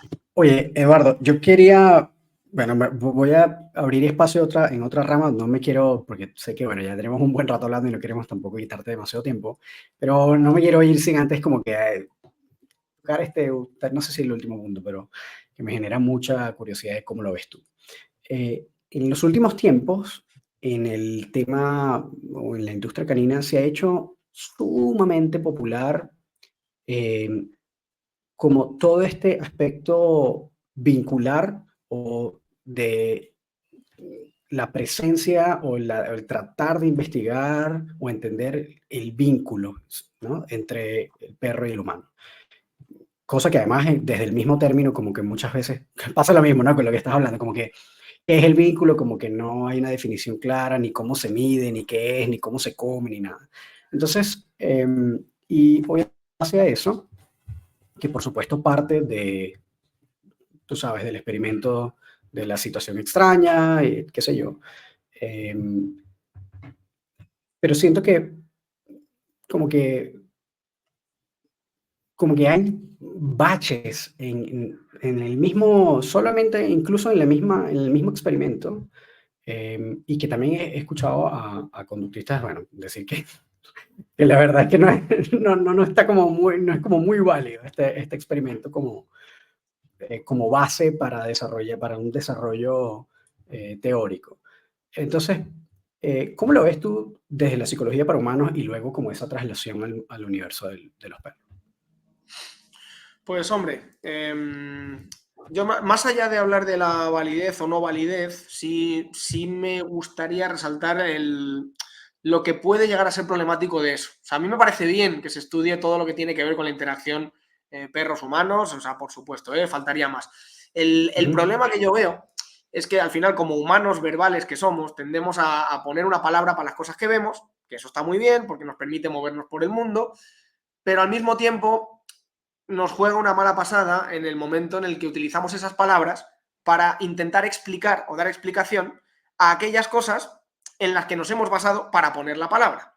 Y me explico. Si yo quiero explicar por qué este perro, pongo un ejemplo un poco absurdo, pero para que se entienda la idea. Si yo quiero explicar por qué este perro dedica tanto tiempo a estar con la persona, si incluso ni siquiera la persona le da prácticamente comida, ni tampoco está jugando con él todo el rato, ¿no? Simplemente, pues está con ella, ¿no? Lo que una persona diría, oh, mira qué vínculo tienen. ¿Por qué este perro está con esta persona de esta manera? Y ahí ya está el que dice, es que tiene mucho vínculo. Y efectivamente, ¿no? Llamamos tener vínculo probablemente algo como eso. El problema está en que yo estoy utilizando la palabra vínculo para describir una relación concreta, ¿no? Unas condiciones que se han dado. No puedo entonces utilizar la misma palabra para explicarlo. Porque aquí la cuestión es la siguiente. ¿Por qué ese perro está con la persona de esa manera? Porque tiene mucho vínculo. ¿Y por qué tiene mucho vínculo? Pues porque está con la persona de esa manera. Y entramos en un bucle infinito en el que nunca jamás explicamos nada y lo único que hacemos es dar vueltas en círculo sobre el mismo concepto, ¿no? Ese es el problema de conceptos como el de vínculo, pero no solamente el de vínculo. Ansiedad por separación, que este es otro comodín, otro cajón A ver, desastre. interesante, ¿por qué? Claro, resulta que a mí me ha venido un caso de un perro que cuando se queda solo en casa, pues se pone a destruir todos los muebles, se pone a llorar, se queda hasta afónico de estar ladrando, los vecinos han tenido que llamar a la policía, etcétera, etcétera. Y entonces, rápidamente, en cuanto evaluamos el caso y vemos que efectivamente es así, ¡pum! La etiqueta cae por su propio peso, ¿no? Tiene ansiedad por separación. En el momento que se queda solo, tal. ¿Vale? Ok, si queremos utilizar la etiqueta para, bueno, para comunicarnos, ¿no? Yo, por ejemplo, hablo con otro compañero y le digo, estoy ayudando a un perro con ansiedad por separación. Pues esa persona probablemente ya sepa el tipo de cosas que voy a hacer con el perro, ¿no? Y el tipo de cosas que le pasan a ese perro. Hasta ahí bien, ¿no? Utilizamos la etiqueta, nos permite resumir, nos entendemos, nos comunicamos. ¿Cuál es el problema? El problema es cuando tratamos de dar explicación a lo que le sucede a ese perro. Entonces, cuando tratamos de responder a la pregunta ¿por qué ese perro está haciendo lo que está haciendo? ¿Por qué está destrozando muebles? ¿Por qué está ladrando durante tanto tiempo, etcétera, etcétera? Lo que no podemos hacer es tener la poca vergüenza de decir es que tiene ansiedad por separación. Porque al final nosotros hemos dicho que tiene ansiedad por separación por lo que está haciendo. No podemos después decir que lo hace porque tiene ansiedad por separación. ¿Me explico? La ansiedad por separación no es una cosa que está dentro del perro y que se mete en su cabeza y hace ¡pum! Ahora tienes ansiedad por separación y entonces cuando te quedes solo vas a empezar a sufrir. Y entonces te quito la ansiedad por separación y ahora ya no haces eso. Esto no funciona así. Y la ansiedad por separación no es más que un término, un concepto, una etiqueta, en realidad, que nosotros ponemos a una serie de comportamientos que, pues bueno, tienen una serie de morfologías en común, ¿vale? Y hemos observado que en muchos casos, pues hay similitudes. Y no pasa nada porque lo llamemos ansiedad por separación. Lo que no podemos permitir es que la etiqueta cumpla esa función explicativa, ¿no? Y que nosotros terminemos concluyendo que el perro hace lo que hace porque tiene ansiedad por separación. Porque eso, lo primero, es una falacia como una catedral, y lo segundo, nos va a detener el análisis de los factores relevantes, ¿no? Si yo concluyo que lo que se pasa al perro es que tiene ansiedad por separación, pues ya no hay nada más que buscar. El problema lo tiene el perro, está dentro del perro, y yo me voy a dedicar a tratar a un perro que tiene un problema. Fijaos cómo cambia el enfoque. Si yo no utilizo esta etiqueta como explicación, ¿qué es lo que voy a hacer? Buscar aquellas variables de las que esa conducta problemática es función. De esta forma voy a tratar de buscar la explicación de por qué el perro está haciendo lo que está haciendo y le está pasando lo que le está pasando en su historia, en su ambiente. Y ahí es donde voy a ser capaz de explicarlo, y ahí es donde voy a ser capaz de encontrar posiblemente aquellas variables que me vayan a resultar relevantes de cara a modificarlo, ¿no? Si yo me doy cuenta, pues yo qué sé, por ejemplo, manejar tiempos, ¿no? Manejar los tiempos, que la exposición sea gradual, manejar los antecedentes, reforzar conductas incompatibles, yo qué sé, pues todo el tipo de cosas que hacemos van encaminadas básicamente a manipular las variables que presumiblemente son responsables de lo que está sucediendo. Si yo me quedo con el diagnóstico y con la etiquetita como explicación de lo que está pasando, pues tengo dos problemas. Como digo, uno, que jamás sería capaz de explicar por qué ese perro hace lo que hace, y dos, me va probablemente a detener en el análisis y voy a dejar de buscar variables que probablemente me ayudarían mucho a entender lo que está pasando.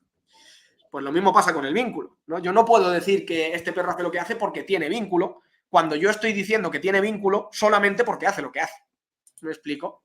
Yo no puedo decir que el perro muerde porque es agresivo cuando yo le llamo agresivo porque muerde. Claro. No tengo ninguna evidencia de la agresividad del animal más allá de que muerde.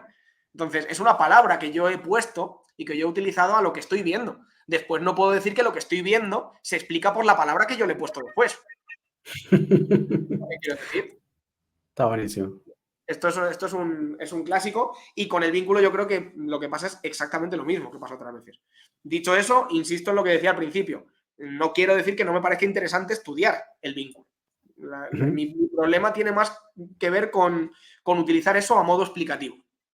A modo de explicación. Está buenísimo, está buenísimo. Bueno, Eduardo, no sé si tú tienes alguna otra pregunta por ahí guardada en el bolsillo, querido Gustavo. Para no quitarte tanto tiempo, sabemos que ya no es tan temprano a esta hora ya en España, y de verdad nada, queremos agradecerte un montón que te hayas tomado el tiempo, y sobre todo en la noche, para conversar con nosotros, para hablarnos sobre todos estos procesos, independientemente que gran parte del episodio no está necesariamente relacionada, no se terminó llevando específicamente a perros, pero que estoy segurísimo que las personas que nos escuchan van a sacar un montón de pepitas de oro de acá, y entender que, bueno, hay un universo todavía de cosas que ignoramos y que tenemos que seguir como indagando, perfeccionando, aprendiendo mejor, porque probablemente no lo hemos aprendido bien en alguna de ellas. Entonces, bueno, de verdad, muchísimas gracias que te hayas tomado el tiempo para conversar con nosotros, Eduardo. Muchísimas gracias a vosotros por el interés, por la invitación, por el rato, que ha estado muy bien. Y nada, fíjate que lo que has dicho, lo último, creo que en realidad es una cosa buena, y me explico, aunque resulte paradójico. Cuando hablas de estas cuestiones relacionadas con el aprendizaje, con gente del mundo del perro, y lo que haces es desde el principio orientarlo al mundo del perro, muchas veces no se quedan con la idea que sería más interesante que se quedase. Es decir, la gente al final termina por rescatar lo que ve que es útil de ahí para el mundo del perro y se cierra un poco a todo lo demás. Yo diría, en mi experiencia, que las personas que luego más y mejor son capaces de aprovechar todo esto para ayudar a los perros y para trabajar con perros, son personas que se han interesado por el aprendizaje en general, por ver qué es eso, no por ver en qué puede ayudarme esto a mí con mi perro, no. Mira esto lo que hay aquí, mira todo lo que hay, que es muchísimo, mira qué interesante es. Y si lo entiendes, cuando después empieces a mirar al entrenamiento, a lo mejor lo miras con otros ojos. Y eso es mucho más interesante que desde el principio tú te quedes con un par de cositas, ¿no? Con un par de mensajes. Pues me han dicho que tengo que reforzar esta conducta con este juguete. Eso no es aplicar la psicología del aprendizaje, ¿no? El aplicarla tiene más que ver con saber de qué va. Entonces yo invito a la gente que le interese, por supuesto, a que vea de qué va esto, ¿no? Yo estaré encantado de recomendaros lecturas, si queréis, para empezar, o para gente que ya esté iniciada y seguir avanzando, o por lo que necesitéis en mi mano, yo encantado de echaros un cable. Y nada, y cuando queráis que de todas formas orientemos esto más a los perros, yo estaré encantado de volver con vosotros a echar un rato, sin problema. Buenísimo, qué bueno, qué bueno. Está genial, sí, para nosotros está genial todas estas cosas. Hemos traído personas de diferentes disciplinas, desde entrenadores de fitness, asesores financieros, porque la verdad es que hay un montón de cosas que se relacionan a esto, y que hay un montón de elementos interesantes que al final terminan relacionándose. Y bueno, nada, Eduardo, queríamos unas últimas dos cosas es: ¿qué recomendaciones generales que sientas tú que sean relevantes le darías a personas profesionales que se estén formando o que estén en ese proceso, o en su trayectoria profesional? Y por el otro lado, a guías normales que tienen un perro y que tal vez les interese este mundillo de, bueno, de educar o tal vez ayudar a su perro en algún tema de conducta. ¿Qué recomendaciones generales le darías a cada uno de ellos? Y por último, que nos cuentes cómo ubicarte a aquellos que les haya interesado este episodio contigo. Consejos, pues no soy muy de dar consejos, pero ya que me lo pedís, pues trataré de dar alguno. Sobre todo, empezando por los profesionales o personas que ya estén de alguna forma metidas en el mundillo y en lo que respecta a la psicología conductual, el que este episodio al menos sirva si les ha interesado y han llegado hasta el final, que ya tendría mucho mérito por su parte, ¿no? Por escucharlo. Pero si ha sido así, yo sí que les sugeriría pues que cuando lean a otras personas hablar sobre este tema, lo miren a lo mejor con otros ojos, ¿no? Que digan, pues probablemente hay mucho más desconocimiento del que parece sobre esto. Yo no quiero convencer a nadie de nada, pero si con las cosas que he contado consigo que al menos un par de personas se planteen si lo que les han contado acerca de la psicología conductual es todo o no es todo, pues con eso me doy por satisfecho, ¿no? Yo creo que al final, si algo tiene de bueno y de malo al mismo tiempo la psicología conductual, es que por desgracia está poco accesible. De bueno, o sea, eso es bueno, entre comillas, porque de alguna manera quienes acceden a ella lo hacen en buenas condiciones, es porque han tomado un camino muy concreto, ¿no? Entonces, eso es bueno, porque está estructurado. Ahora bien, lo malo es que poca gente llega, y como poca gente llega, está poco accesible, pues es un problema, porque para llegar pues uno tiene que buscarse la vida, y si no tienes la suerte de tener a alguien cercano que conozca estas cosas, es muy difícil. Uno cuando empieza a bucear en la psicología conductual se da cuenta del mar inmenso en el que se ha metido y no sabes por dónde ir, ¿no? Y necesitas una guía, necesitas una supervisión. Los psicólogos conductuales normalmente tenemos mucha formación autodidacta, muchísima, hay una parte por necesidad, porque la universidad no nos lo da, entonces tiene que ser autodidacta sí o sí, pero es una formación autodidacta muy dirigida. O sea, normalmente nos formamos con alguien que es quien nos introduce, que es quien nos supervisa, que es quien nos va diciendo por dónde debemos ir yendo, hasta que vamos ya pues desarrollando habilidades por nuestra cuenta, ¿no? Y ya empezamos ya a movernos con algo de criterio.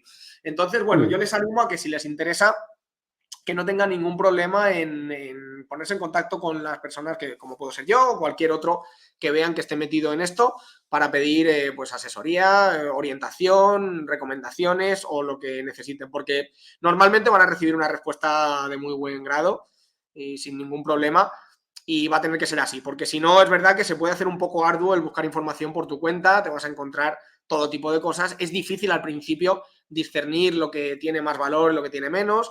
Entonces yo ahí sugiero un poco de eso. Pero sobre todo, el mensaje que mandaría a todos es, cuando os hablen de psicología conductual, poner las cosas un poco entre paréntesis, ¿no? No caigáis en el discurso fácil de esto es para ratones, o de esto está obsoleto, o de esto obvia lo emocional, o no tiene en cuenta los procesos cognitivos.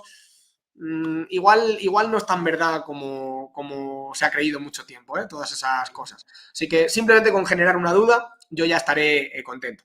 Y a personas que les interese de fuera del ámbito de perros, pero que se acerquen porque tengan algún interés particular, pues yo les diría que igualmente estas personas tienen lo bueno de que no vienen ya por lo general contaminadas, ¿no? Por todas esas cosas que se han hablado, ¿no? De esta manera de entender el comportamiento, etcétera. Entonces es gente que suele venir bastante más abierta en ese sentido. Entonces yo a lo que les animo es a que sigan con esa actitud abierta, pero como dice mucha gente, hay que abrir la mente, pero no lo suficiente como para que se nos caiga el cerebro. Es decir, la mente tiene que estar abierta, por supuesto, hay que tener una actitud crítica, hay que tener una duda permanente de todo lo que nos va llegando, pero que eso no nos lleve tampoco a aceptar cualquier cosa. No todo es válido. Y mi consejo es que si quieren de alguna forma entender el entrenamiento y la modificación de conducta como algo serio, como algo al mismo nivel que otras disciplinas que son serias, lo hagan desde un punto de vista científico. Es decir, yo ahí sí soy muy claro en esa opinión, y sí creo que estar del lado de lo científico es lo que es donde deberíamos estar cuando estamos en profesiones máxime que tienen o que tocan directamente a otros seres vivos, ¿no? Otros seres vivos que son, en este caso, los perros, y otras personas que conviven con ellos, que son seres sociales, seres sintientes, y esto lo está diciendo un conductista, ¿no? Y eso es razón más que de sobra para que uno deba tener mucho cuidado con lo que hace y con lo que no hace cuando está trabajando en ese sentido, ¿no? Yo creo que ahí hay que ser riguroso, porque nos jugamos mucho, porque no se puede jugar con el bienestar de las familias, con el bienestar de otros animales, y hay que ser todo lo riguroso posible. Y dicho esto, ser riguroso no implica o no debería implicar ser rígido. Muchas veces las personas que escuchan una defensa de lo científico, como estoy haciendo yo, se les genera una reacción un poco de defensa, ¿no? Porque ciencia muchas veces suena a rígido, suena a cuadriculado, ¿no? A meticuloso. De hecho, aquí es todo lo contrario. El análisis de la conducta, si yo le tuviera que poner un adjetivo, es flexible. O sea, es, por definición, flexibilidad. Es contextualización, es individualización. No hay una receta tipo de análisis funcional de la conducta. Hay una forma de hacerlo, pero que se ajusta por definición a cada caso particular. Entonces, yo transmitiría este mensaje y esa necesidad de, sobre todo, de entender por qué lo que hacemos tiene el efecto que tiene, más allá de qué tengo que hacer para el problema X. Porque las recetas al final tienen un recorrido bastante corto. Siempre va a llegar un caso que nos va a desafiar y en el que la receta que nos han explicado no funciona como debería. Y ahí es donde muchas veces surgen los conflictos, ¿no? Pues no, porque esto no funciona, porque esto sí, porque esto para mi perro sí, porque esto no. Análisis de la conducta. Y el análisis de la conducta es hacer un traje a medida a cada caso con el que trabajemos. Está buenísimo. Buenísimo. Está buenísimo. Bueno, Eduardo, cuéntanos, además de tu Instagram, que es @edupolín, ¿dónde te pueden contactar las personas que tal vez hubieran quedado enganchadas con este episodio? Pues mira, me muevo también en Facebook, ahí soy Eduardo Polín, no tiré de originalidad en ese caso. Estoy en, bueno, antes Twitter, ahora llamado X, también @edupolín. Es verdad que ahí estoy muy poco activo, ya desde hace bastante tiempo. Y si alguien me quiere escribir por correo electrónico, el correo electrónico es labo de laboratorio, labo.edu, de Eduardo, @gmail.com. Si alguien me quiere hacer llegar lo que sea a través del correo. Hay veces que tardo más en contestar que otras, porque ando con otras historias, pero siempre respondo, ¿vale? O sea, ahí podéis estar tranquilos.